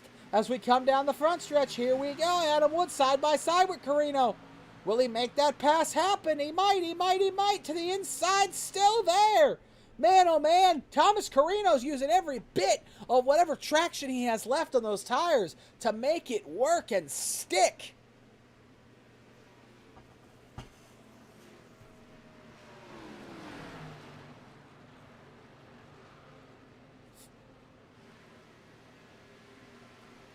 Four to go here in stage number 2. The longest race of the season still has 100 laps remaining. This is where your longevity comes into play. If you have the ability to really stay in the sim for 3, maybe 4 hours with practice in this race and not get all sorts of, chunked up. This is that final 100 miles we're going to be entering here in 3 laps, and we're going to start seeing the boys separate themselves from the men. Fitness is going to come into a big key here in that 3rd and final stage. We have 3 to go here. 2 separate battles we're watching on the track. Weatherby all over Carino. Wood all over Kohlhaas. Weatherby got loose. It pushed him back towards Kohlhaas, which is going to give Adam Wood the ability here to get back under Kohlhaas. He had to slow down a little bit for Weatherby. Off into 3 and 4. Here comes Adam Wood to the inside. Maybe through 1 and 2. Maybe not. Maybe this time 2 to go in the stage.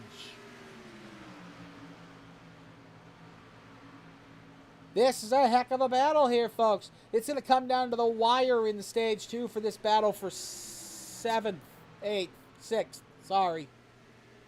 It's past my bedtime.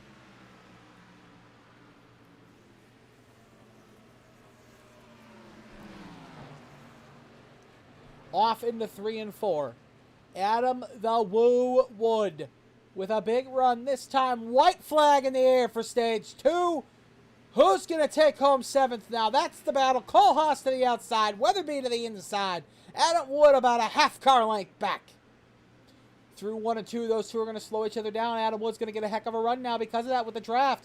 Adam the Woo is going to come this time now, maybe into 3 and 4. He's going to try that outside line. It's worked for him a couple times tonight, especially on Nicholas Weatherby when he pulls him down to that white line. Adam Wood here around the outside, and that's going to be the end of stage 2. And at the line, Nicholas Weatherby is going to take the position here in stage numero 2. And as we look at the stage 2 finishing order, Joseph Causey wins his 2nd stage of the night. Christian Converse in 2nd. Joshua Gathright in 3rd. Brandon Massey in 4th. Will Cannon in 5th. Thomas Carino in 6th. Ira Kohlhaas 7th. Adam Wood, Nicholas Weatherby in 8th. Adam Wood in 9th. And Cody McKinney in 10th. Now, as the field gets all bunched up, before they get ready to come in for pit stops here, we are going to pull Nicholas Weatherby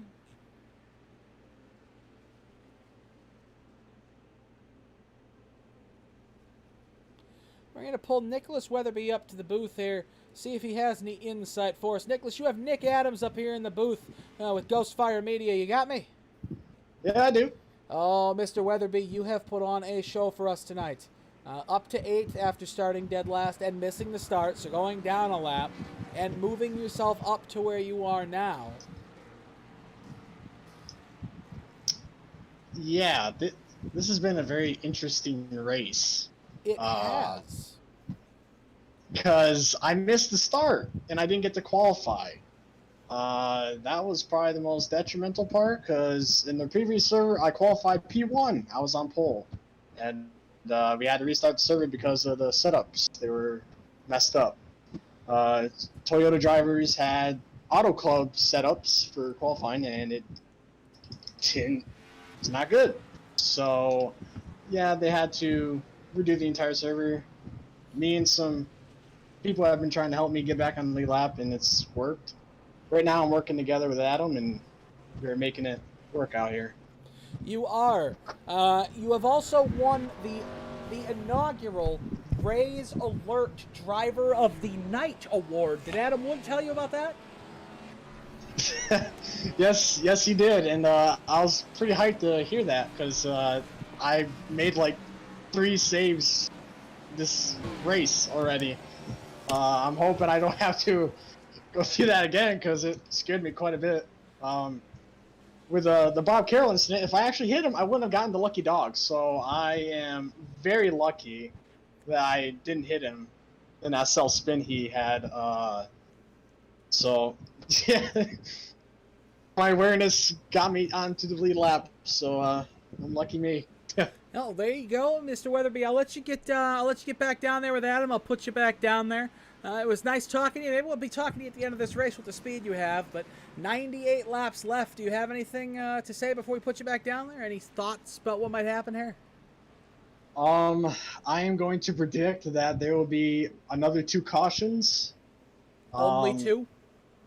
Yes, only 2 because of how long the green flag runs have been, especially for the final stint on this stage. I have confidence in the entire group that they can keep it clean. I hope so, because we saw 5 cautions within 25 laps in the second stage. So it became pace simulator iRacing. Yeah. But all right, Mr. Weatherby, we'll put you back down there in the with your teammates, and you have a good rest of your race, sir. Thank you. That was Nicholas Weatherby, driver of the number 23 DoorDash Toyota Camry, with the red, white, and blue flags all over the hood of it tonight, and the U.S. Army on the quarter panel and the rear. Nicholas Weatherby tonight is honoring Corporal Michael Main, 21 of Burlington Flats, New York. He was killed in action back in 2000, and I think Nicholas said 2003. I might be mistaken. As we are getting ready to go green, though, we have a couple laps till we go green here, I believe. Let me just look, make sure the pace car's lights are still on. We have a couple people that we haven't touched on yet tonight and who they are honoring. So we are going to go look at Cody McKinney sitting in 10th position. Cody is honoring Specialist Henry Mayfield Jr. When Specialist Mayfield passed away at 23 years old, he was from Hazel Crest, Illinois. He was killed in action. Friends and family said that he was the kind and caring type of person who would help anyone do anything, and that he would be severely missed. I have read a couple articles about this young gentleman, and there are some amazing stories that came out about him. So Specialist Mayfield was definitely a hero in his own right. And whilst we're speaking about the McKinneys, I believe Joey has retired from the race, but Joey McKinney was, let me see, is he still on the track? Joey McKinney, I don't see him. He's not on the track anymore. I believe, yeah, he has retired from the session. Joey McKinney was representing Staff Sergeant Chester J. McBride of Stratsboro, Georgia, who was 30 when he was killed in action. Randy, you're fired. You're fired, Randy Pepper. I miss you so much, it hurts. I cannot do this by myself again. I need you here. You keep me sane. I have lost my mind in the booth tonight, and there's still 96 laps to go. You guys are going to hear a nervous breakdown live on television tonight, I swear. But we're going to look back at Joseph Causey. We're going to switch the tower back off and the ticker back on. We're coming to the green flag in Stage 3, 100 laps. These next 100 miles are going to be the longest 100 miles of the season as Joseph Causey takes them back green flag racing.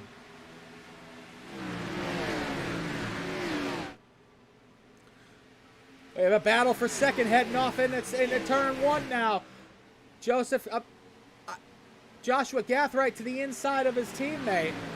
Christian Converse down the backstretch, side by side for second. It's 3 wide. Brandon Massey, Thomas Carino Jr. will cannon off into 3 and 4. I'm really glad that one of them decided to get out of it because it wasn't going to work, boys. It just wasn't going to work. 3 wide at Charlotte doesn't work on cold tires. You got Adam Woods sitting there now, up to 8th now. He can have a heck of a battle up here with Brandon Massey and Ira Kohlhaas. Will Cannon puts it to the outside. We've seen the ass cannon do that a bunch tonight. Put it to the outside and move it along. He starts scooting in that 3rd lane. And when he starts scooting, he starts moving to the front. Will Cannon trying to battle for 4th with Thomas Carino. He's trying to get his 2nd win of the season tonight here at Charlotte. Right behind him, we've got Brandon Oh, we got a battle for the lead between teammates and contact off into 1. There was contact going down the front stretch. Joshua Gathright and Joseph Causey barely touched, but it was enough to create some sparks. And if their cars weren't tan before, one of them would have been tan now. It was left front to right front. No issues with possible flat tires there. It wasn't the right rear or the left front to that little spot where the right rear sticks out a little bit. It was straight up even.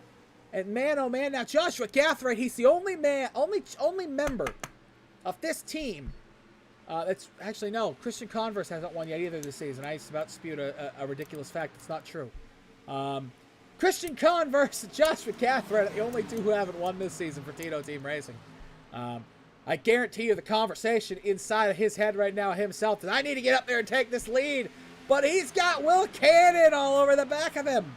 Joseph Causey said Will Cannon would be a problem here at Charlotte, and he's right. Will Cannon is going to put that car in the second lane again, and he's going to shoot it out of turn 2 down the backstretch. He's going to be all over Josh Gathright. Now into 3, Will Cannon. He might clear him halfway through it. He's got such a run, Will Cannon, now to the outside lane. He's just above that seam. That's where you want to be, up near the wall. Down the front stretch, side by side, lug nut to lug nut down the front stretch here. Will Cannon to the outside. Now they're even now into 1 and 2. Will Cannon going to drive it off in there. Joshua Gathright can't hold the bottom. Will Cannon will clear him for second. Will Cannon sets his sight on the lead, but Christian Converse sets his sight on his teammate who closes the door. The battle for third is unbelievable. Brandon Massey to the outside for fourth now on Christian Converse. Oh my goodness, ladies and gentlemen.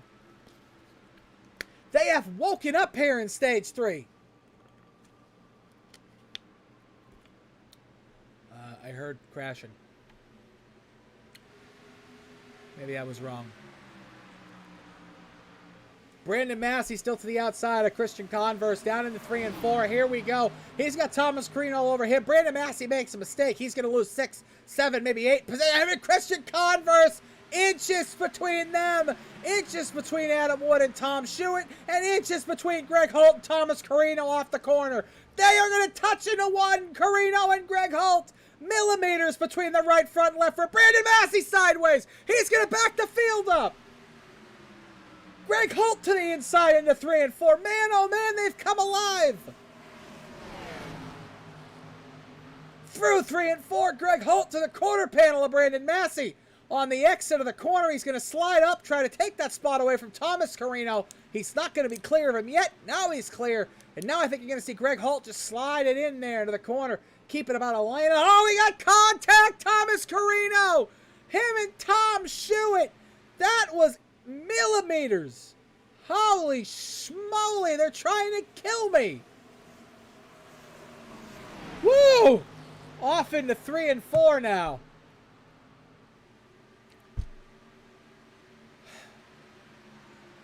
I just gotta take a second.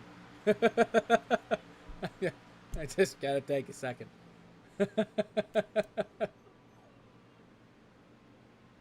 Oh my. Thomas Carino's all under pressure by Ira Kohlhaas. Greg Holtz is pressuring Brandon Massey. Will Cannon is catching up to Joseph Causey. There's battles all over this track. 164 laps of 250 complete here at Charlotte Motor Speedway. Tom Shewitt to the inside, Ira Kohlhaas. They're going to be quarter panel to quarter panel on the exit of the corner. Ira's going to use that side draft to get a big run down the backstretch. Off into 3 and 4.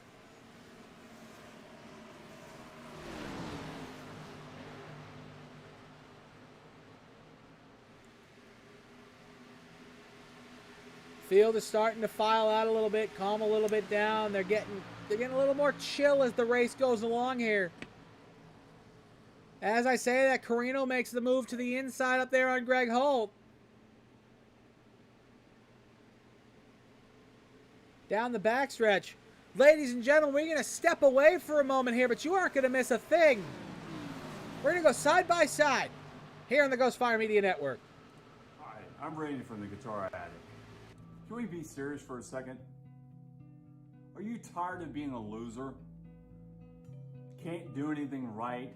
Feel like everyone's coming down on you all the time? Well, there's a way out. And I'm going to show you. Hey Mom, look what I learned. That's right. Pick up a guitar, learn how to play guitar, automatically you're going to become a chick magnet. The ladies are going to love you. Your kids are going to think you're cool. So what you need to do is come down here to the Guitar Addict, 1672.5 Ridgewood Avenue in Daytona Beach, Florida, or go to guitaraddict.com and buy yourself a guitar and automatically be the star of your neighborhood. That's guitaraddict.com.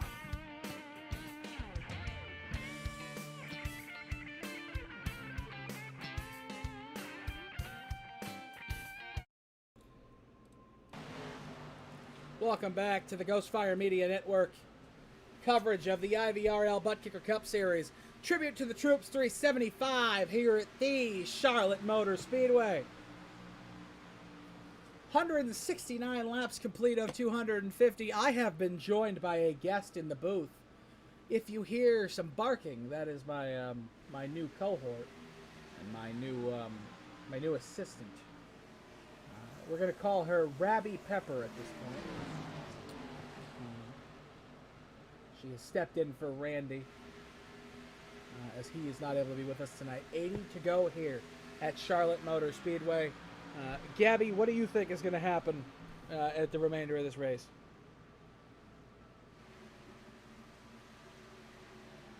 That's an interesting take.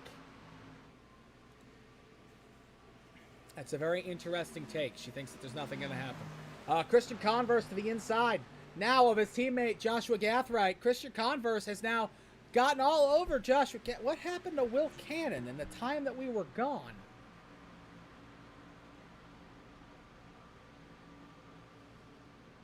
Did I miss something?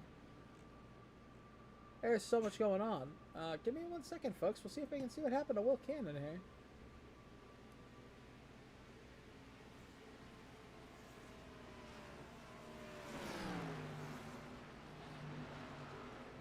All right, it starts here for Will Cannon.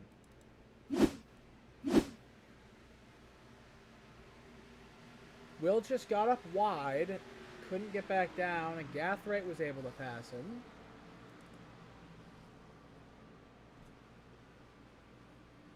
Will Cannon has killed his tires here. He is falling back quickly. And the caution is out. The caution is out here with 80 laps to go. What is the yellow flag for? Stop. Stop. What is the caution flag for? Let's find... Stop.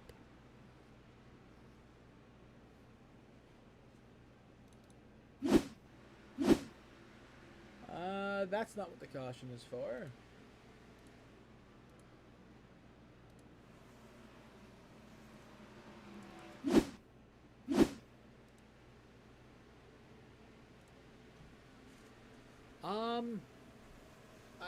I don't know.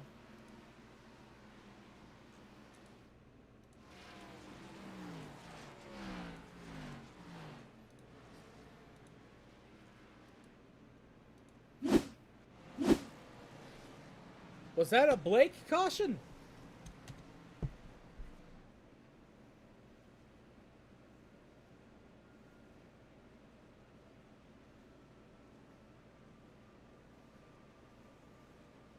Oh, okay. Okay. Okay. Cody McKinney needed a caution, and he threw a Blake caution. Gotcha.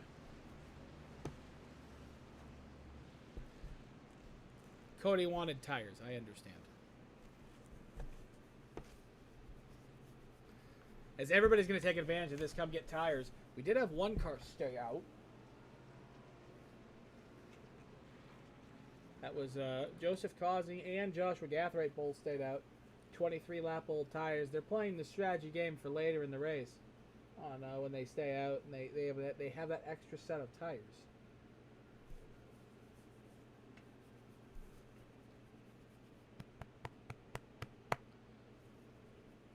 Quick shit.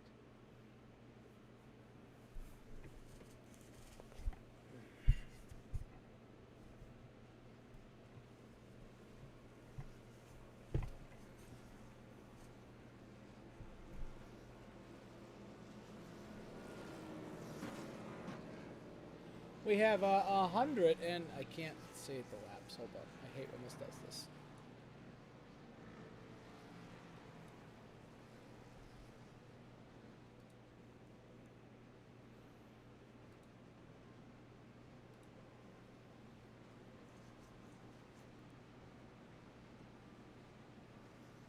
Aha.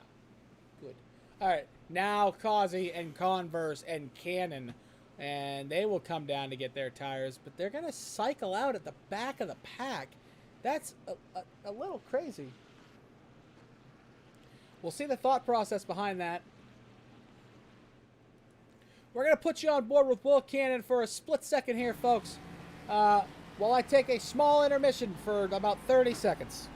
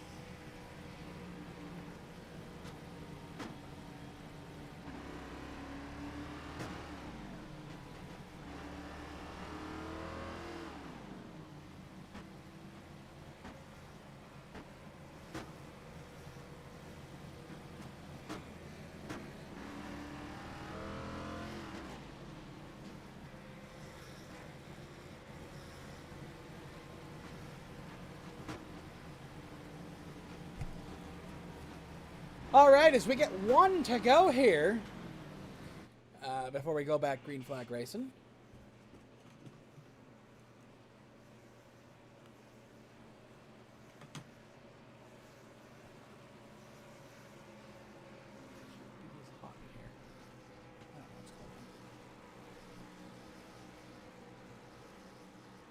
All right, one to go.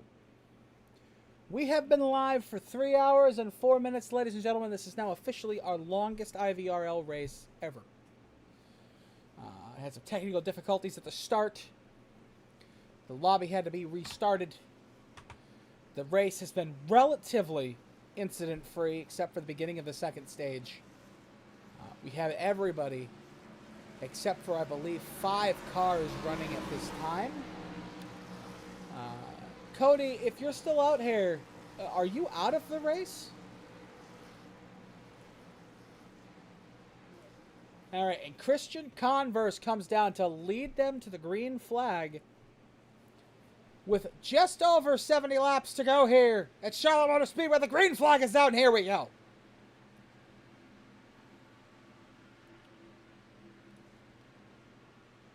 Through 1 and 2, we got a heck of a battle side by side for the third place, I can't speak English. For the 4th place position between teammates Ira Kohlhaas and Brandon Massey of Buttkicker Esports down into 3 and 4. Side by side. Now Will Cannon looks to the inside of Greg Holt for second.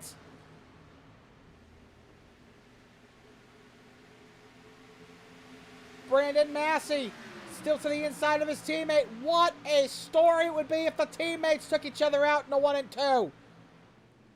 14 years ago, in about a week, Kyle Busch, going for $1 million on the inside, took his brother Kurt out.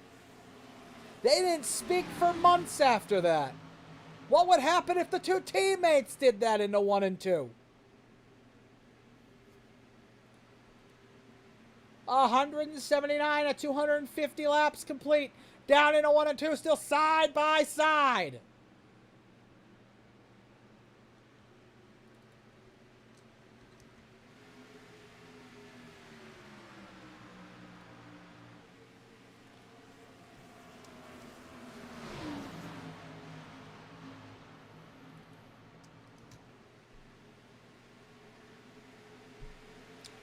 Down the front stretch, still continuing to be side by side.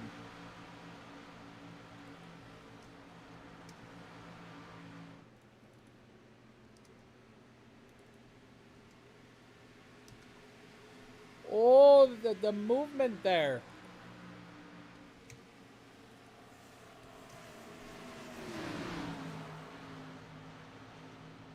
And it looks like Ira Kohlhaas is going to hold off his teammate as the battle now heats up behind him. And maybe not. Maybe not off into 1 and 2. Brandon Massey to the inside. Ira Kohlhaas still there, holding hard. Brandon Massey wants 4th. Brandon Massey feels like it right now that he has something to go win this race. Ira Kohlhaas battling for 3rd now on the outside. Whoa, we got a spinner behind him. Tom Schuett almost into the grass. He saved it. What a save.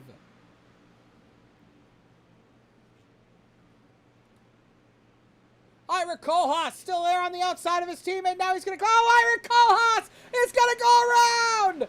He saved it on a 2. Ira Kohlhaas just saved his chance at a championship. Holy smoly. Now Brandon Massey has nothing to worry about in front of him with his teammate. Now he just has to focus on Will Cannon. Will Cannon.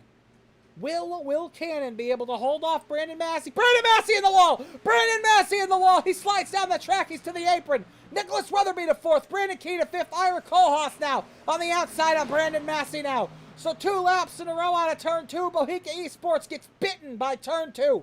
One almost spun out. One hit the wall and almost spun out. Oh, man. Man, oh, man. What a shame for Bohica Esports. 2 laps in a row. We look at the lead, though. Oh, Will Cannon side by side with Weatherby. That was inches. Maybe millimeters. Down into 3 and 4 now. Will Cannon must be so aggravated. He knows he has a car to take that. Oh, he's going to slow Greg Holt off the track. Greg Holt got the bumper. Just the tip Will Cannon gave him in 3 and 4, but it moved him up the track enough, but he couldn't get a run. Will Cannon used the bumper, couldn't get a run. Now down the backstretch, will Will Cannon be able to hold off Nicholas Weatherby? Oh, he turns him! He turns him! Oh my goodness! Oh my goodness, the whole field is involved in this in turn 3.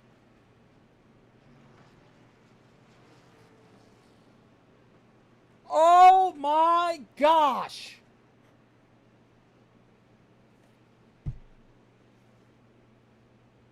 I'm speechless.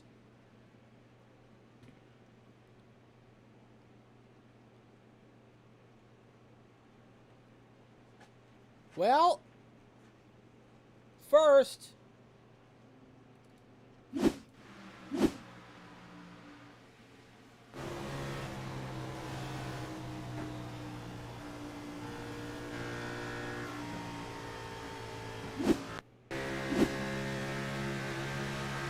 let's see. This is about a half lap before.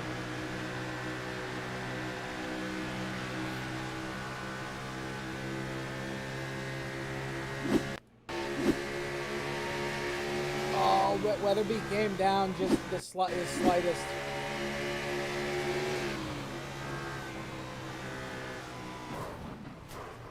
Oh, those are some hard hits. Oh.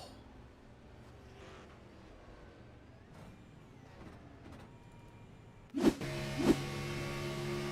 an eye on Ira Kohlhaas here. He thought he had it cleared. He just got hit in the quarter panel. Rips the back end of the car apart. Him and Charles Geert get together. Then him and Jacob Kaplan get together. Oh.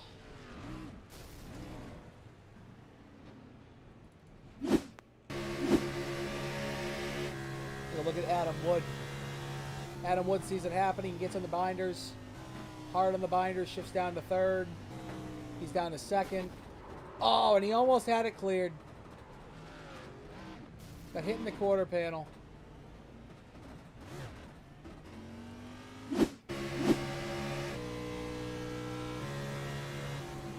Michael Payne.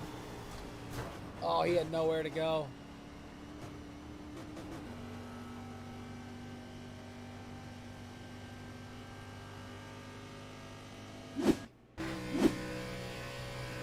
Derek Schilling behind Adam Wood.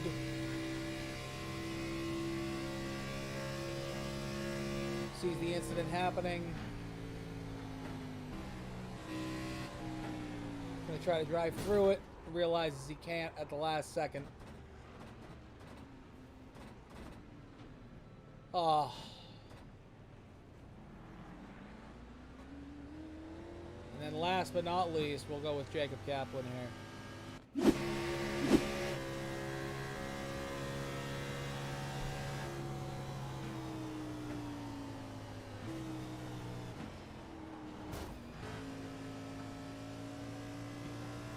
And we will take the onboard ride on the gearbox with Brandon Massey.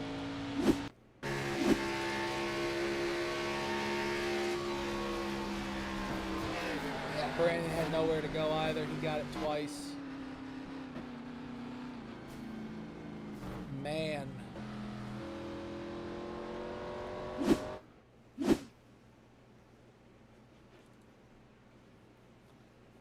My, oh my.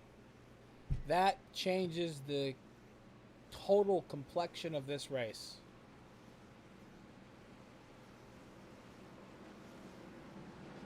How many laps do we have to go? Let's see. Let me do some quick math on a piece of paper. 250.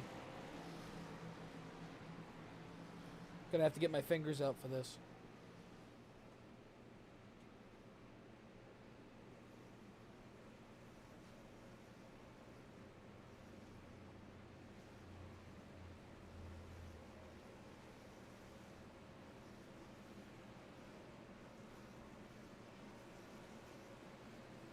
$62 laps. 62 laps, you cannot make it on a tank of fuel. Everybody has to pit once more.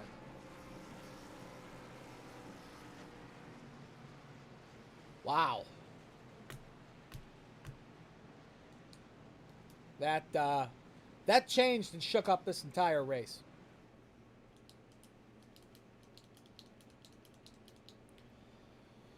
Oof. I don't know, folks.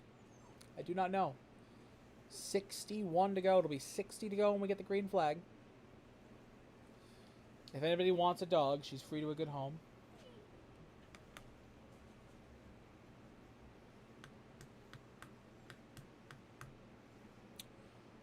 But your leader, looking for his first win of the year, Christian Converse in the number 90 Toyota Camry.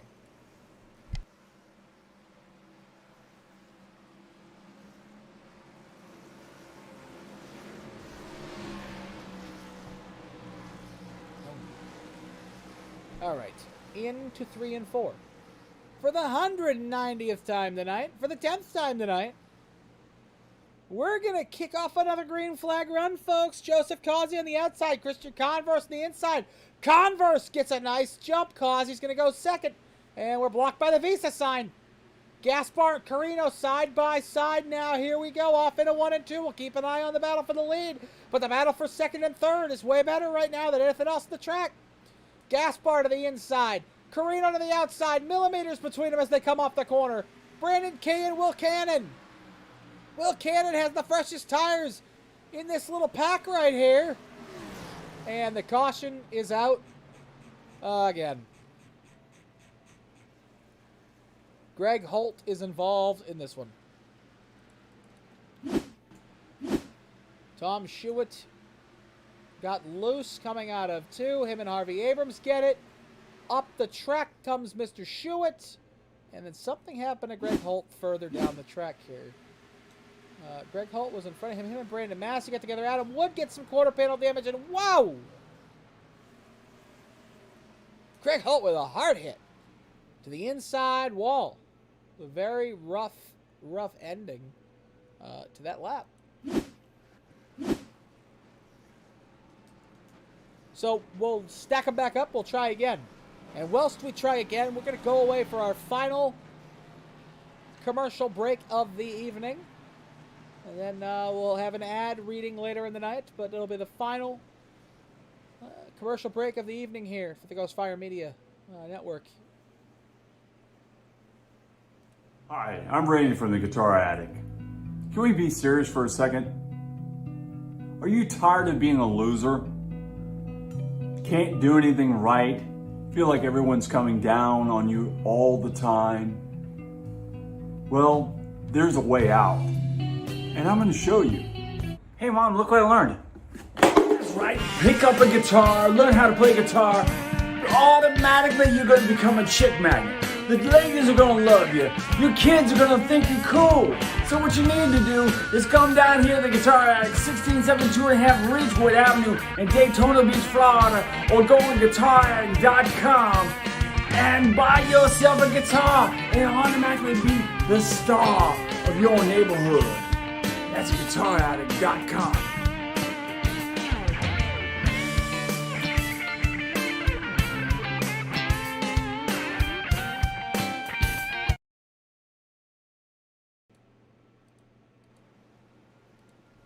Welcome back to the Ghost Fire Media Network. I am Nick Adams, your host for tonight's broadcast of the IVRL Buttkicker Cup Series. Presents the Tribute to the Troops 375. Tonight, we honor the men and women who have died for our right to freedom in this country. And we are going to focus on another gentleman who is honoring someone tonight on the top of his car that we haven't spoke about. And that man... give me 1 second. Is Eric Schilling still on the track? I believe Derek is. Let me go ahead and grab his car. Throw him up on the screen for a minute. Derek Schilling at the number 87.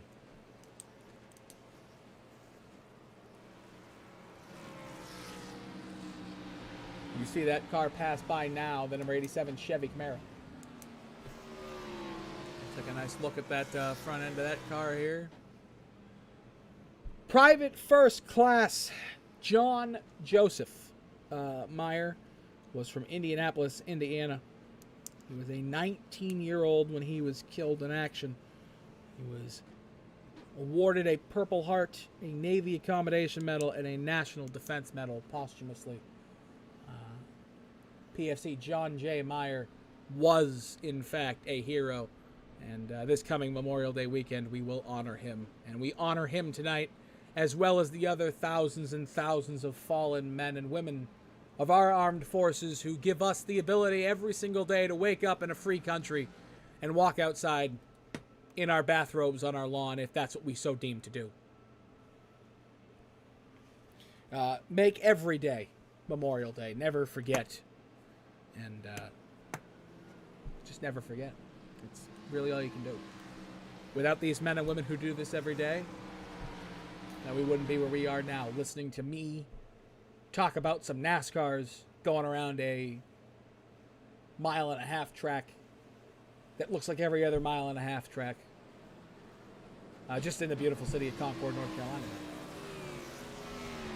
See, if Randy Pepper was here, I'd ask Randy Pepper, what the hell is there to do in Concord, North Carolina? Because I don't know. I know what to do in Charlotte, North Carolina, but I have no idea what there is to do in Concord, North Carolina. And that's another thing. Is that a southern thing? Is that the reason like they pronounce it Concord and not Concord?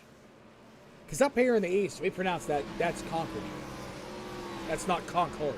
That's Concord. But I'm also an idiot from New England, so explains a lot. But anywho, 56 laps to go. And we've had a butt kicker of a race tonight. These guys have kept me on my toes from the minute they dropped the green flag.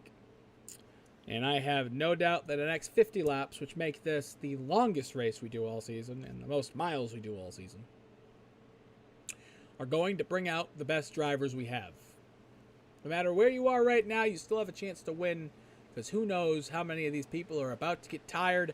And Christian Converse out of turn 4 brings them back to the green flag here at Charlotte Motor Speedway.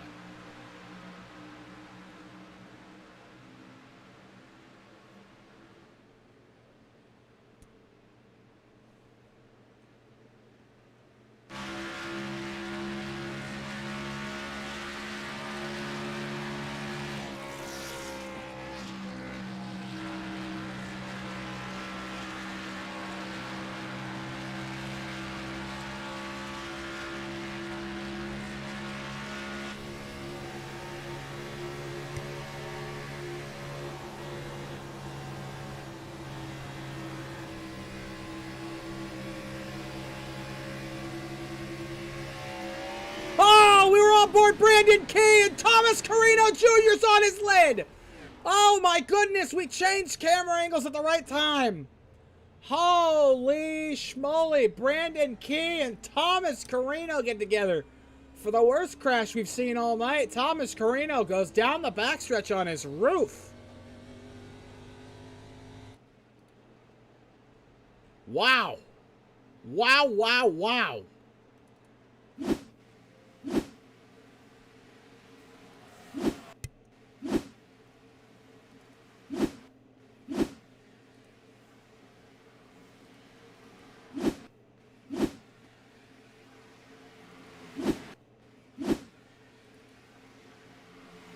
Wow.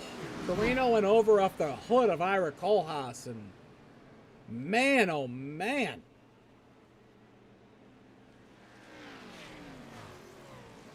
Wow. Wow, wow, wow.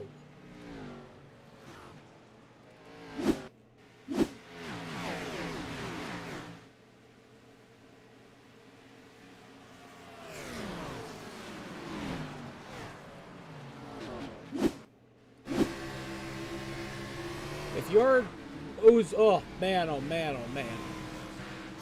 That's not a ride you want to take in VR.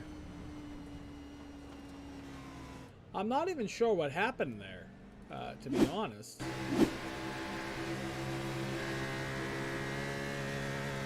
That's the wrong person.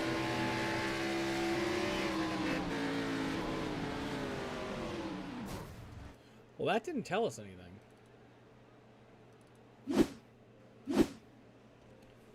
As we come out of the corner, I think he just gets, maybe Carino might get tight here, I'm not sure. So this is out of 4. Brandon Key gets a heck of a run. He goes into 1 and 2, he's all over the back bumper of the Barstool Sports Machine. Throws it off into 1 and 2, goes up against the wall. And then he just gets loose, and I mean, it was instant. It was instant on. Oh, he hit the opening. Oh my goodness. That opening. Oh, that opening needs to go somewhere. Jeff Gordon hit an opening like that back in 2000, and I want to say 2007, with the Nicorette car at oh, where was it? Was it Chicagoland? No, it wasn't Chicagoland. Hold on. I can't remember. It's 10 o'clock at night, folks. My NASCAR thoughts are gone.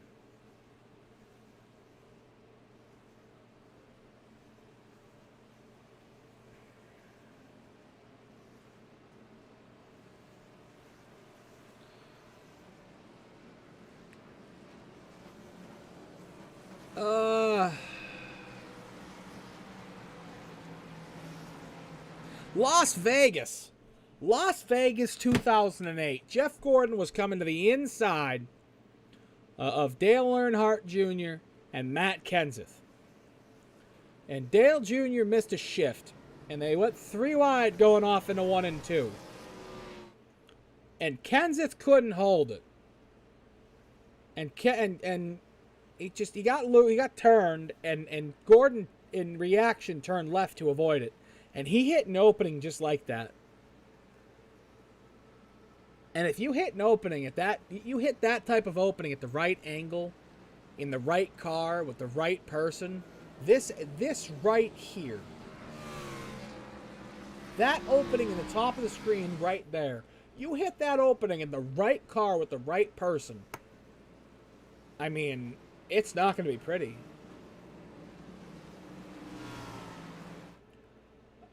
Something needs to be done about that opening at Charlotte. That's a dangerous, dangerous opening. Pit road is open. If you pit now, you make it to the end of the race.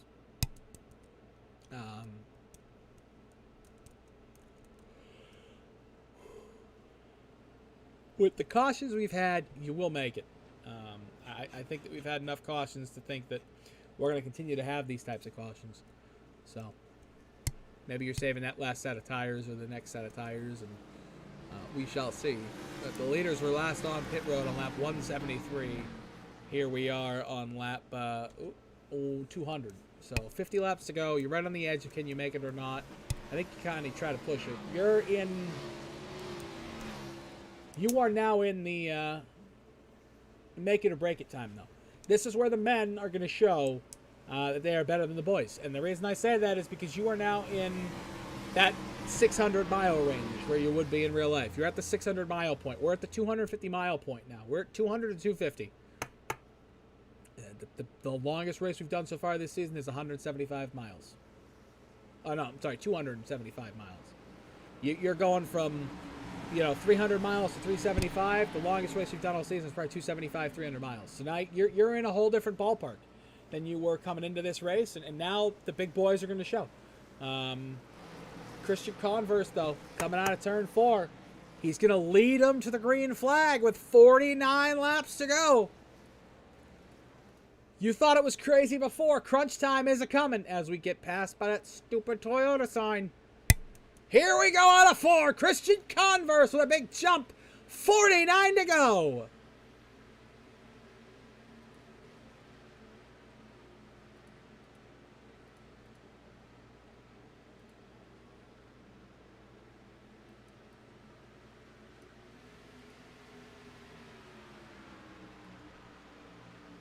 A big battle off into 3 and 4 now. Joseph Causey to the inside of his teammate Christian Converse. This could be huge for when those pit stops happen. Converse is going to push hard on the outside. Continue there. Look up at the top of your screen. You have a 5th place in Adam Wu.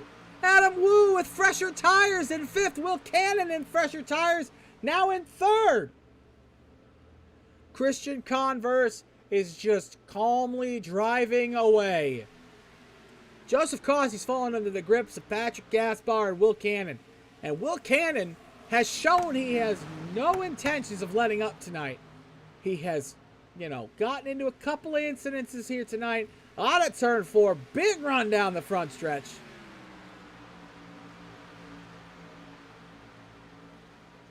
Single file, the top 7 or 8 cars. And we got a slider behind them. It was Tom Schutz left the track. Jacob Kaplan had to take evasive action. Derek Schilling behind them is stuck in the sucker zone. He had to get out of that middle lane. He's up to the outside lane now. Harvey Abrams almost touches the wall. He's 3 wide with Thomas Carino and Brandon Massey now back there. Man, oh man, Carino could go from on his roof to leading this race if he continues this way.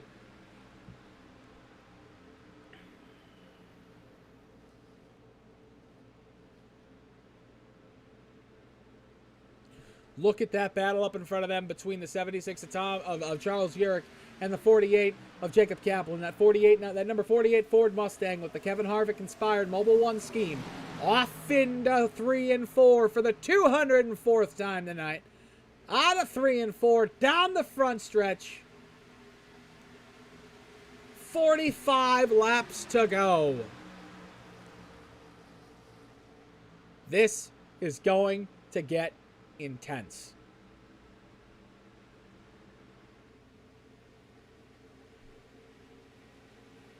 Oh, Harvey Abrams is around. Thomas Carino. Harvey Abrams in the wall again.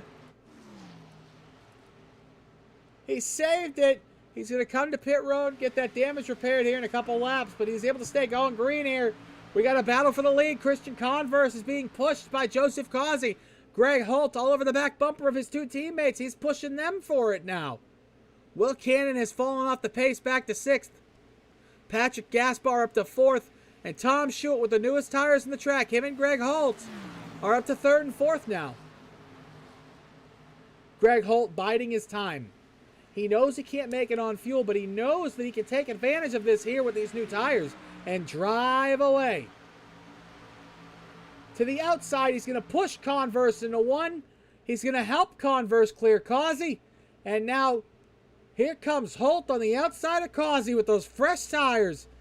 Greg Holt's going to take second and set his sights on his teammate and I believe the youngest driver in the field, Christian Converse. Out of turn 4, down the front stretch, 43 laps to go. And Greg Holt's going to put himself in a position to lead this race for, I want to say, the first time tonight here as he comes down on the outside here in turn 2 down the backstretch now. And Greg Holt will complete the pass and take the lead down the backstretch. Christian Converse has no other options but to slide into second and just wait it out. You got to wait it out here tonight if you're Christian Converse because you know you have the speed. You know you're faster. Christian Converse has to hope and pray and do everything he can. Do the caution dance, Christian. Do the caution dance because the only way you're going to be able to beat Greg on the track now is with the caution. Because those fresh tires are going to allow Greg drive away. Greg will be able to react to when Christian pits, and that'll give Greg that advantage of being able to be out in front. And this undercut that he's effectively done with the pit stop is going to work big time. The only thing that can work now is if you're Christian Converse is if you commit to doing this early. If you commit to pitting now, you have a chance. You have a chance if you commit to pitting now. Greg's tires are 20 laps old.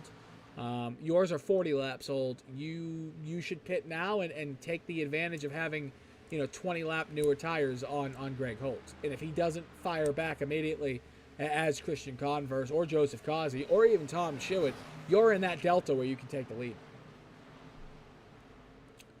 And I think it's going to come down to it. If we don't have another caution, it's going to come all down to strategy. And I think the best strategy is going to be whoever pits first here within, I'd say, the top 7 who are within about 3.5 seconds, 4 seconds of each other. Maybe even the top 10 because they're all within about 4 seconds. If you're within 4 seconds of the lead and you pit now and those guys in front of you don't react, I think you have a good chance because of all the time you're going to save, all the time you're going to gain about a second a lap. So if you pit now, you have a chance. Causey to the inside of his teammate here on the exit of 3 and 4. Joseph Causey now making the run on Greg Holt down the front stretch. Into 1 and 2. Can Greg Holt make the move stick? I'm sorry. Can Joseph Causey make the move stick on Greg? Oh, Causey in the wall!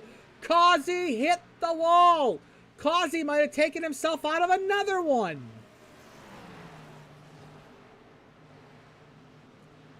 Oh, man, he didn't just, tap the wall. It looked like he pounded it.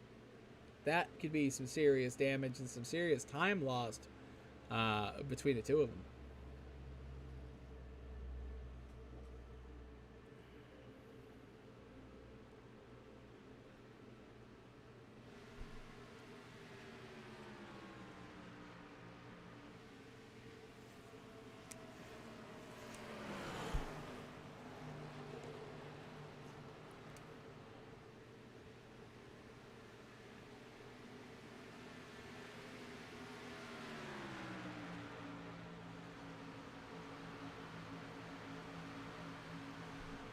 We have a side-by-side battle for 4th now. Tom Stewart to the inside, to the outside of Nicholas Weatherby. Weatherby threw it down the inside. Our Rays alert driver of the race, Nicholas Weatherby, has gotten himself out of 2 or 3 different incidences tonight without any damage. Lucky boy he has been.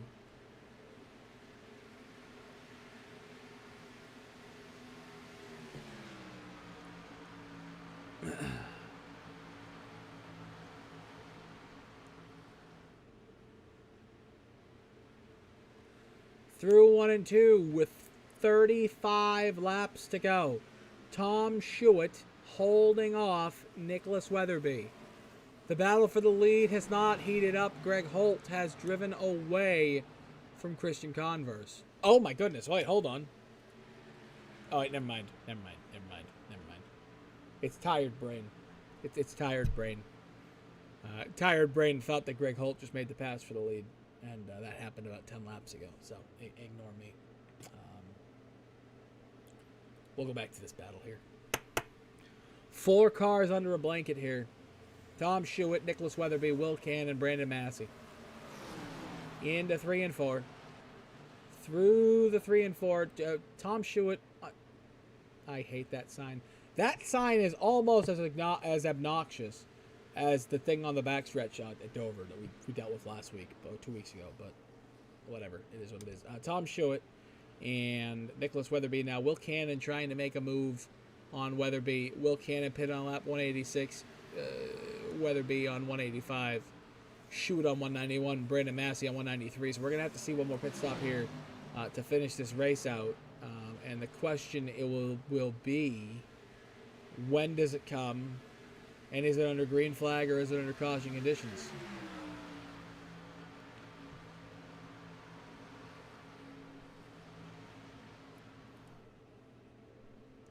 Joseph Causey into the pits. Joseph Causey down pit lane. Brandon Key down pit lane. The final set of pit stops have occurred. Now, Greg Holt, we're going to look at Greg Holt. He needs to fire back soon.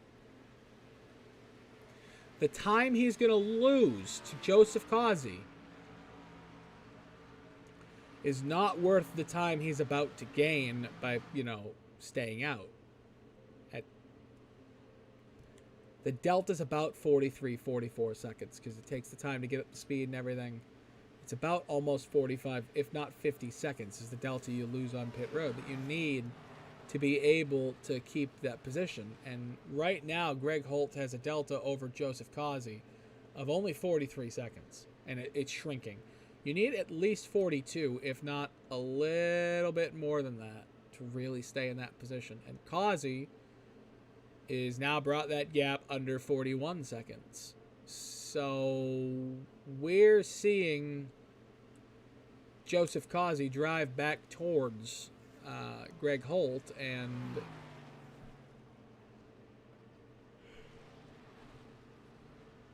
no, this is going to get interesting. Greg Holt almost missed the pits. Greg Holt and Will Cannon's going to be speeding. Will Cannon is going to be speeding.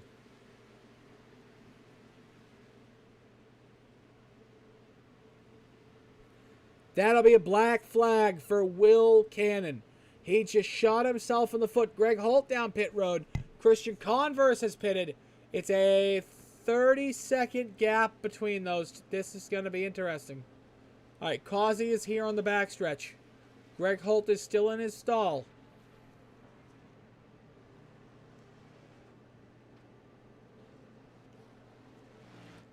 Greg Holt has left his stall now. Causey is going to overtake Greg Holt by what's almost 3 seconds. Maybe even more.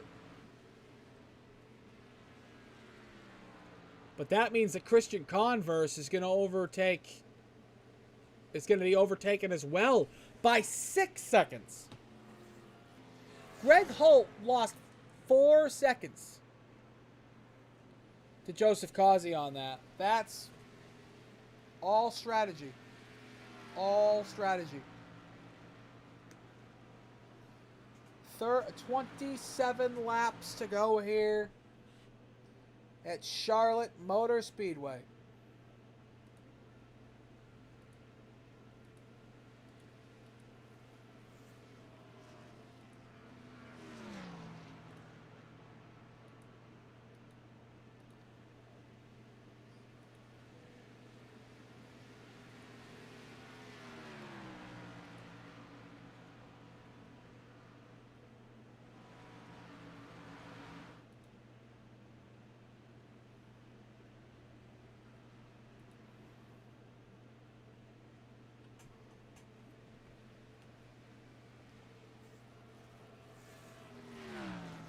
Yeah, Joseph Causey has jumped Christian Converse, which that's huge.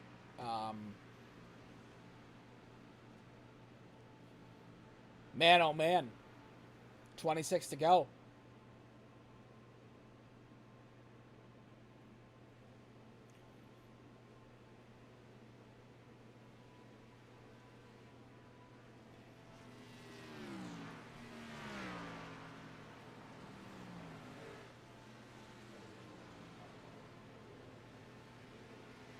Down the front stretch, Joseph Causey.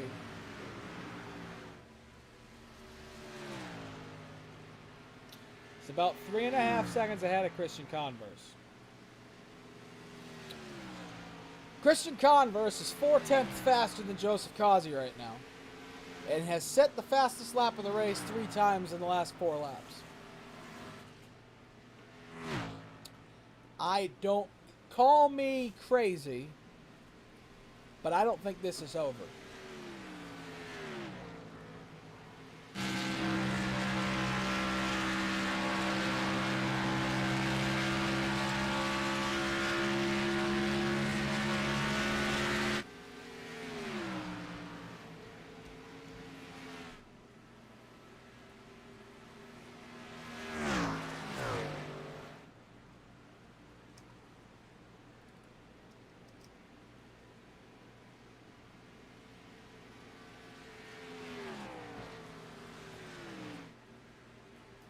This is going to get interesting. We will keep an eye on that.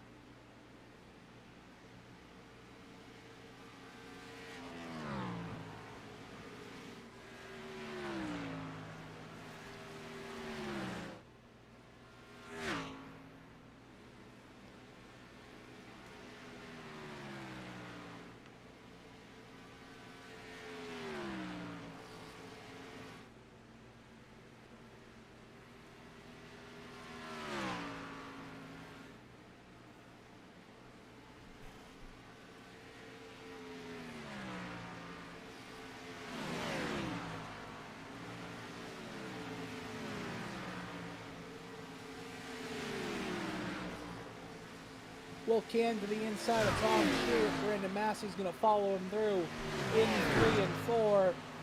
Tom Stewart is the leader of the race, but on older tires. So we'll keep an eye on that.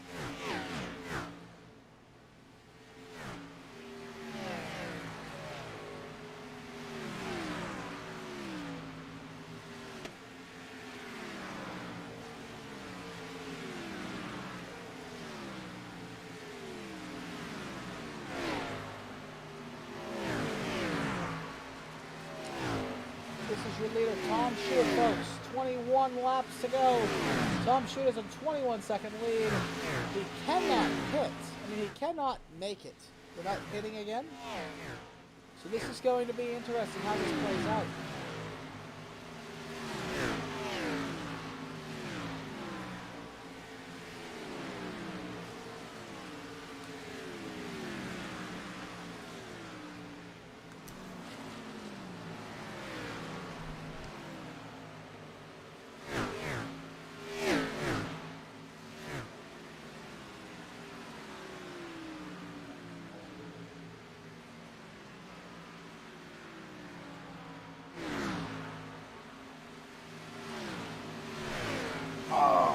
All right, folks.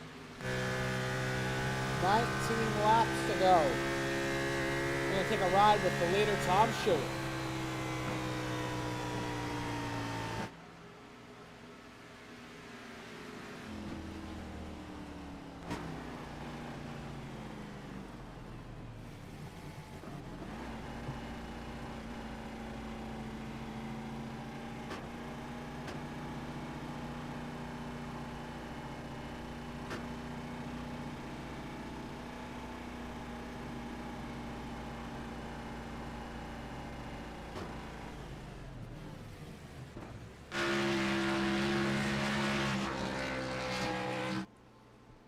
Joseph Causey is your new leader here.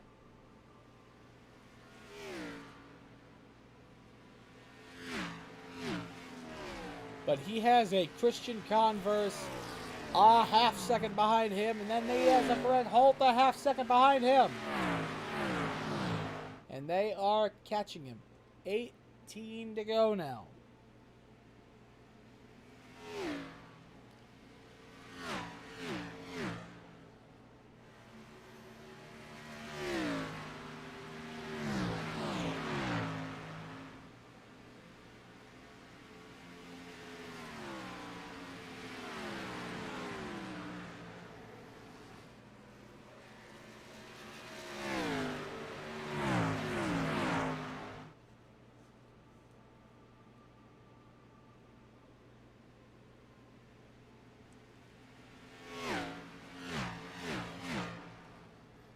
We continue to watch this battle, folks. 16 laps to go. I have started losing my voice, hence the reason I'm just sitting here silently for a few minutes trying to get my voice to come back for the battle that is inevitably going to happen here at the end of this race.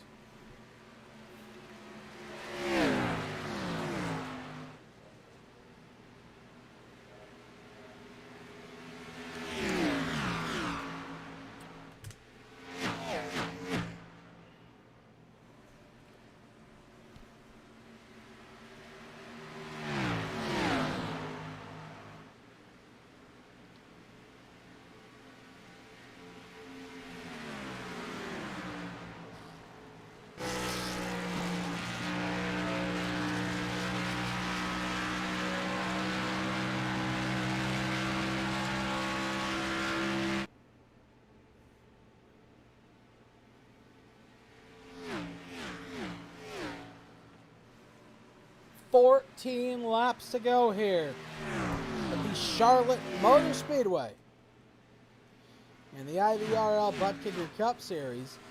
Tribute to the troops, 375 long grueling miles, 250 long grueling laps, and we have 13 more to go here as we cross the start-finish line, enter one. And the battle that I think we're going to have for the lead has just not created itself. And it's actually seemed to have died off. It looks like Christian Converse got in the dirty air of Joseph Causey and cannot do anything about it.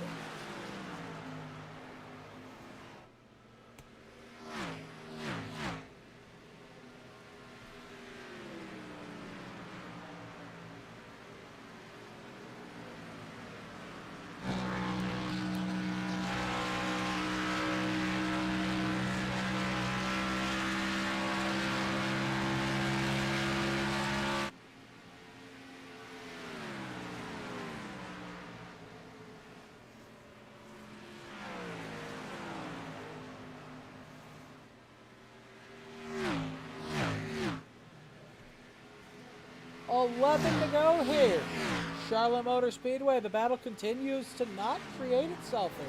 As you watch Joseph Causey and Christian Converse just stay about 6/10 away from each other here. And Causey just, Converse just cannot close the gap.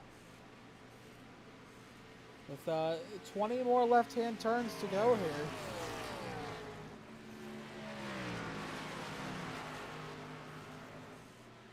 $10 to go now for Causey. All he has to do to win the longest race of the season is be consistent for 10 more laps.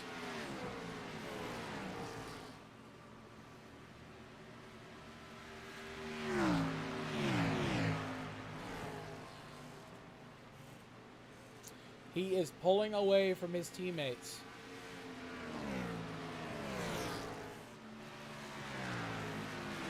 $9 to go this time by. Does Converse let Holt by and see if Holt has anything for him?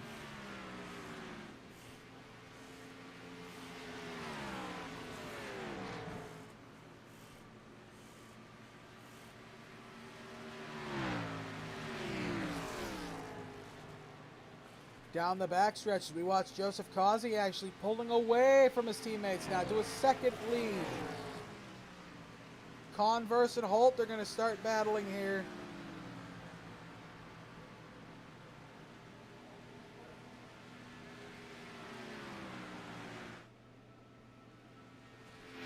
Into 1 and 2, 8 to go this time. Causey is not being caught. Not at the moment. He's pulling away by about 2/10 a lap.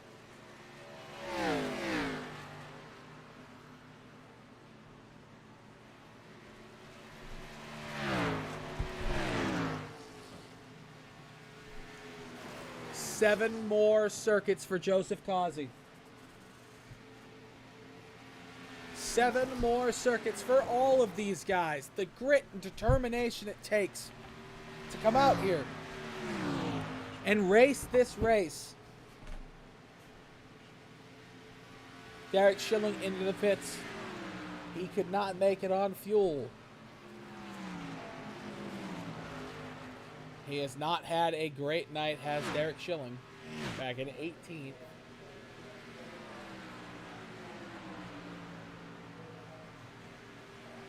But looks to be 3 laps down.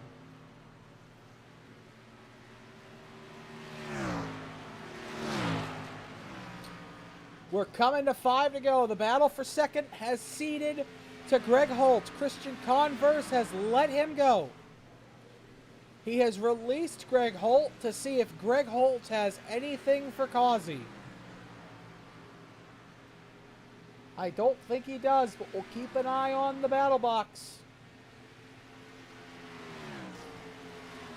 5 more circuits for Joseph Causey here at Charlotte.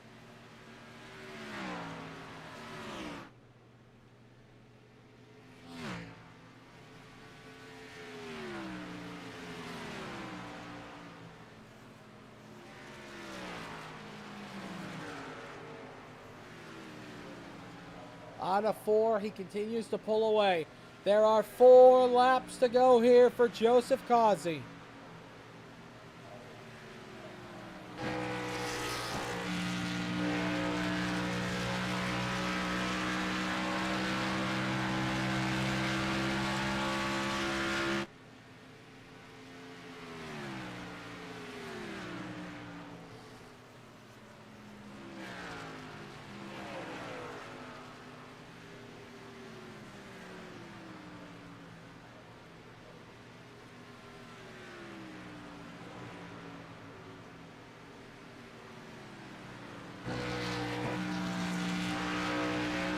Causey through 1 and 2.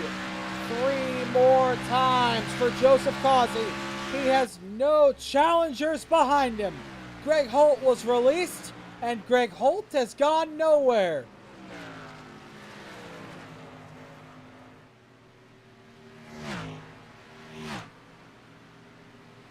Two to go. Joseph Causey is less than 3 miles away from a dominating performance here tonight of 2 stage wins and a race win. He would sweep the stages and the races for the 2nd time in a row and the 4th time this year if he's able to pull this off. Not only would he do that, he would prove that fitness is not a problem for Joseph Causey.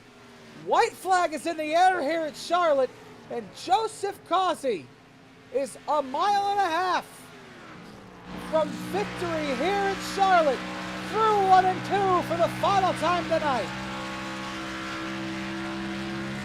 The longest race of the season. The most dominating performance we've seen by Tito Team all season. The longest race won by the most dominating driver. Joseph Causey wins at Charlotte. Joseph Causey wins an awesome race here.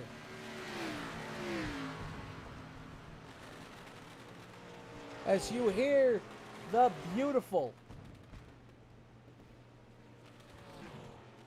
Where are the fireworks? Where is... There we go. Oh, no, no, no, no, no.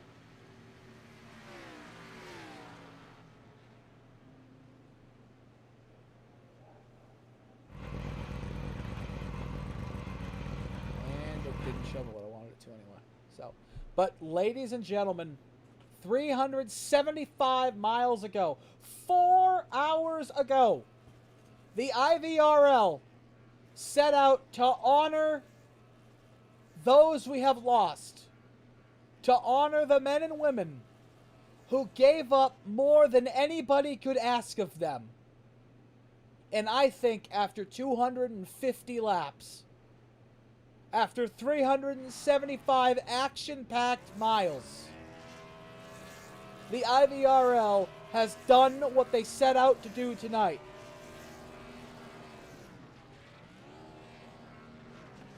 What a win for Joseph Causey. What a finish here tonight. And before we bring in the winner Before we bring in Tito Team, let's be honest. The three guys from Tito Team Racing, we're going to run down. Well, I'm going to run down. I keep saying we. We're going to run down the results from tonight's race here at Charlotte Motor Speedway. Joseph Causey gets his 9th win of the season, with Greg Holt coming home 2nd. Christian Converse coming home 3rd. Brandon Massey in 4th. Joshua Gathright in 5th. Charles Urett 6th. Will Cannon in 7th. Ira Kohlhaas in 8th. Tom Schuett in 9th. Brandon Key in 10th. Adam Wood in 11th. Jacob Kaplan back in 12th. Thomas Carino Jr. in 13th. Patrick Gaspar in 14th. And Nicholas Weatherby, the last car on the lead lap. Harvey Abrams in 16th. Michael Payne in 17th. Derek Schilling in 18th. Cody McKinney in 19th with a DNF tonight. Going to hurt his points. Ryan Cliver, Michael York, Joey McKinney, Bob Carroll, and Tyler Walden all failed to finish tonight's race. Unfortunate for them. Double DNF for McKinney, for the McKinneys tonight. And we see these boys burning it down for the veterans as we celebrate Memorial Day weekend here a little early at Charlotte Motor Speedway. And we are going to bring in your 9-time winner. 9-time winner. That's right. I said the 9-time winner, Joseph Causey. Joseph, you've got Nick Adams up in the booth. I ran it solo tonight. Thank you guys for keeping it. Thank you guys for keeping it somewhat entertaining. Yeah, we tried to. It was interesting.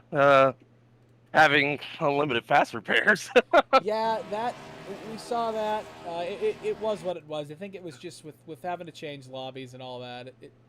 It just added an extra. Honestly, with 375 miles, it wasn't a bad thing.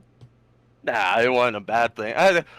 Probably some of the wrecks that probably would have happened would have never happened if everybody didn't know they had unlimited fast repairs. But I don't know. Who's to say? Maybe it would have happened. So this is your ninth win here this season. Yes, sir. Obviously you're locked into the chase. But how did it feel to come out tonight and prove that longevity this season is not going to be an issue for you? It was pretty good. I felt pretty good in the car tonight. I felt like I was fast. It all depended, man. If you were behind someone, the dirty air was ridiculous. Like, you could not pull up to somebody, and if you get them in front of you, and it was so hard to pass. And if you had the front, you were gonna control the front. Makes sense. You guys definitely put it all together tonight and had a great race. Next week, hold on, it's 4 hours in here by myself. This made me lose my mind. Next week, we go back to a road course at Sonoma. Sir. So, how do you feel about that? Same business as usual. Go out there, I'm going to try to win that thing, boy. Son of a bitch. Try my hardest. Well, I'm very proud. I always joke with you that I'm tired of talking to you, but it really is unbelievable how much me and you have not had to. It's honestly it's a pleasure to speak with you every week, or not every week, but every time you win, just because you guys consistently, especially you and Greg, are consistently at the front, and talent like that doesn't just show up out of nowhere. It's earned, and to be at the front every week, you guys definitely put in a lot of time. Oh, we push each other constantly, every week, every day. Sometimes when we're going out, I know we're trying to run this Coke 600 as well, so we're always trying to get better and do better. You're gonna run the Coke 600? Oh yeah. You know what? I'm not broadcasting. Especially by I'm about to fall asleep after sitting here for 4 hours. I don't know how they do the Coke 600. Listen, I pride myself on being a pretty damn good broadcaster. But it was hard to fill 4 hours. Fun. I think it should have looked fun. Oh, it was fun. I'll tell you what, you gotta go back and watch the whole broadcast. I'm gonna go watch. I'm definitely gonna go watch. All right, we're gonna pull in.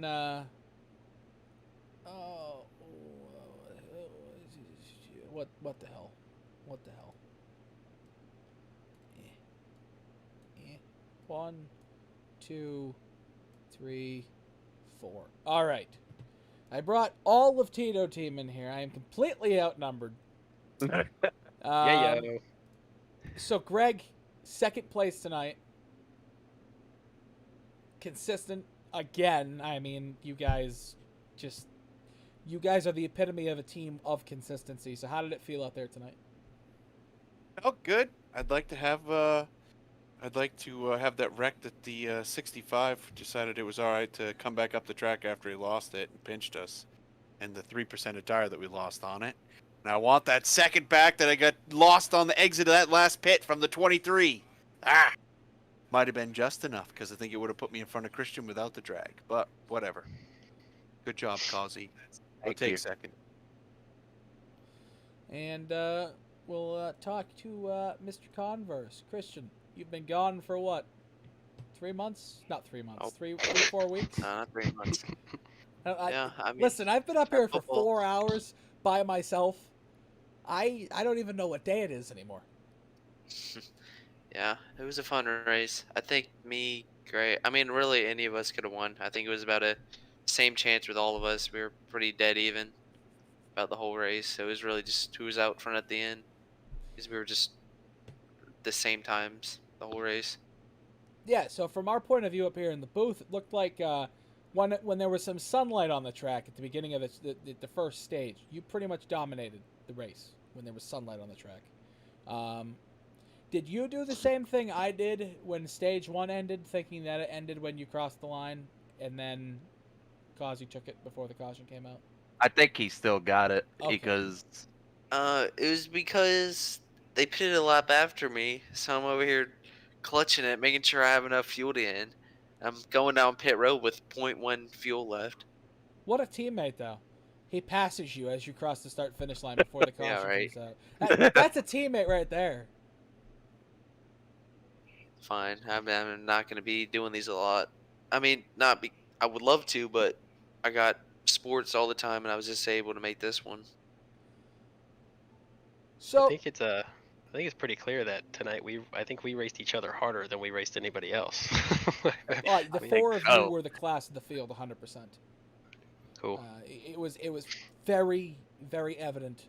Will Cannon had something for all of you, but he just got caught up in some stuff in the middle of the race. he kept beating off that rear tire up Yeah. on the Yeah, that's what outside. happens when you kill your tires. And then just one more question before we wrap it up for tonight. Next week, we go back to what Joseph tells us all, that he sucks. He says he sucks, but every single time we go to a road course, this No, don't let jackass him fool leads you. every single lap. What track is next week? He ran it. Sonoma. He led every single lap at Daytona, won all 3 stages.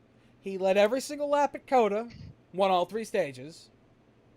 What do we expect next week at Sonoma? Can you at least start at the back? About the same. Why would I want to start at the back? Can you do a last to first challenge to see if you're that good? Why would I want to do that? Because I'm tired of seeing you dominate the road courses. Make it interesting. Drive the first 3 laps without going into 4th gear.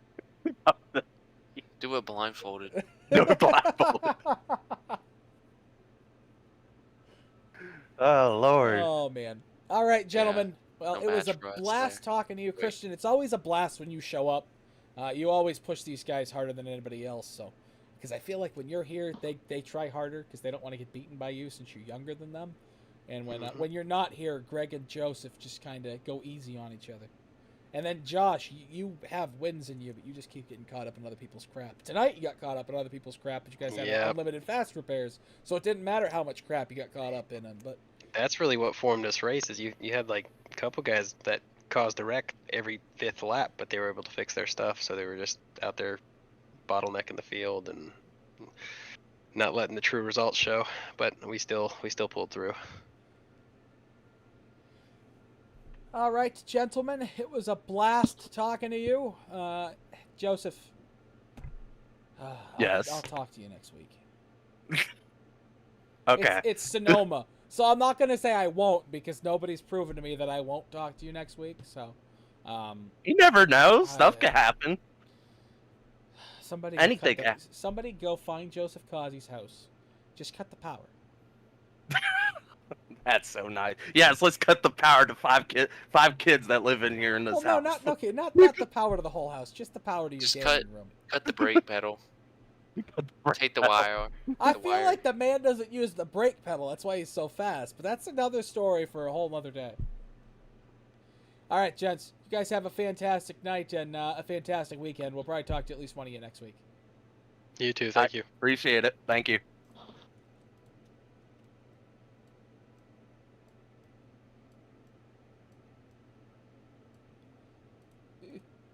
All right, gentlemen. Ladies and gentlemen, it was a blast for the last 4 hours with you. Ghostfire Media wants to wish everybody a happy long weekend, and remember again why you have this long weekend. It's the men and women who go out and fight for us and make it so that we can do what we do every night. And tonight was doing some really cool racing on a racetrack that is really fun to race at. So we will, from everybody at Ghostfire Media, I'm Nick Adams. I usually say, and that's Randy Pepper, but he's not here. So I've been Nick Adams. I will talk to all you guys next week back here at Sonoma with Randy Pepper. Don't forget to catch the AOLL Sportsman Series tomorrow night at 7 p.m. Eastern Time in the trucks. And with that being said, have a good night, everybody. You're watching iRacing on the Ghostfire Media Network.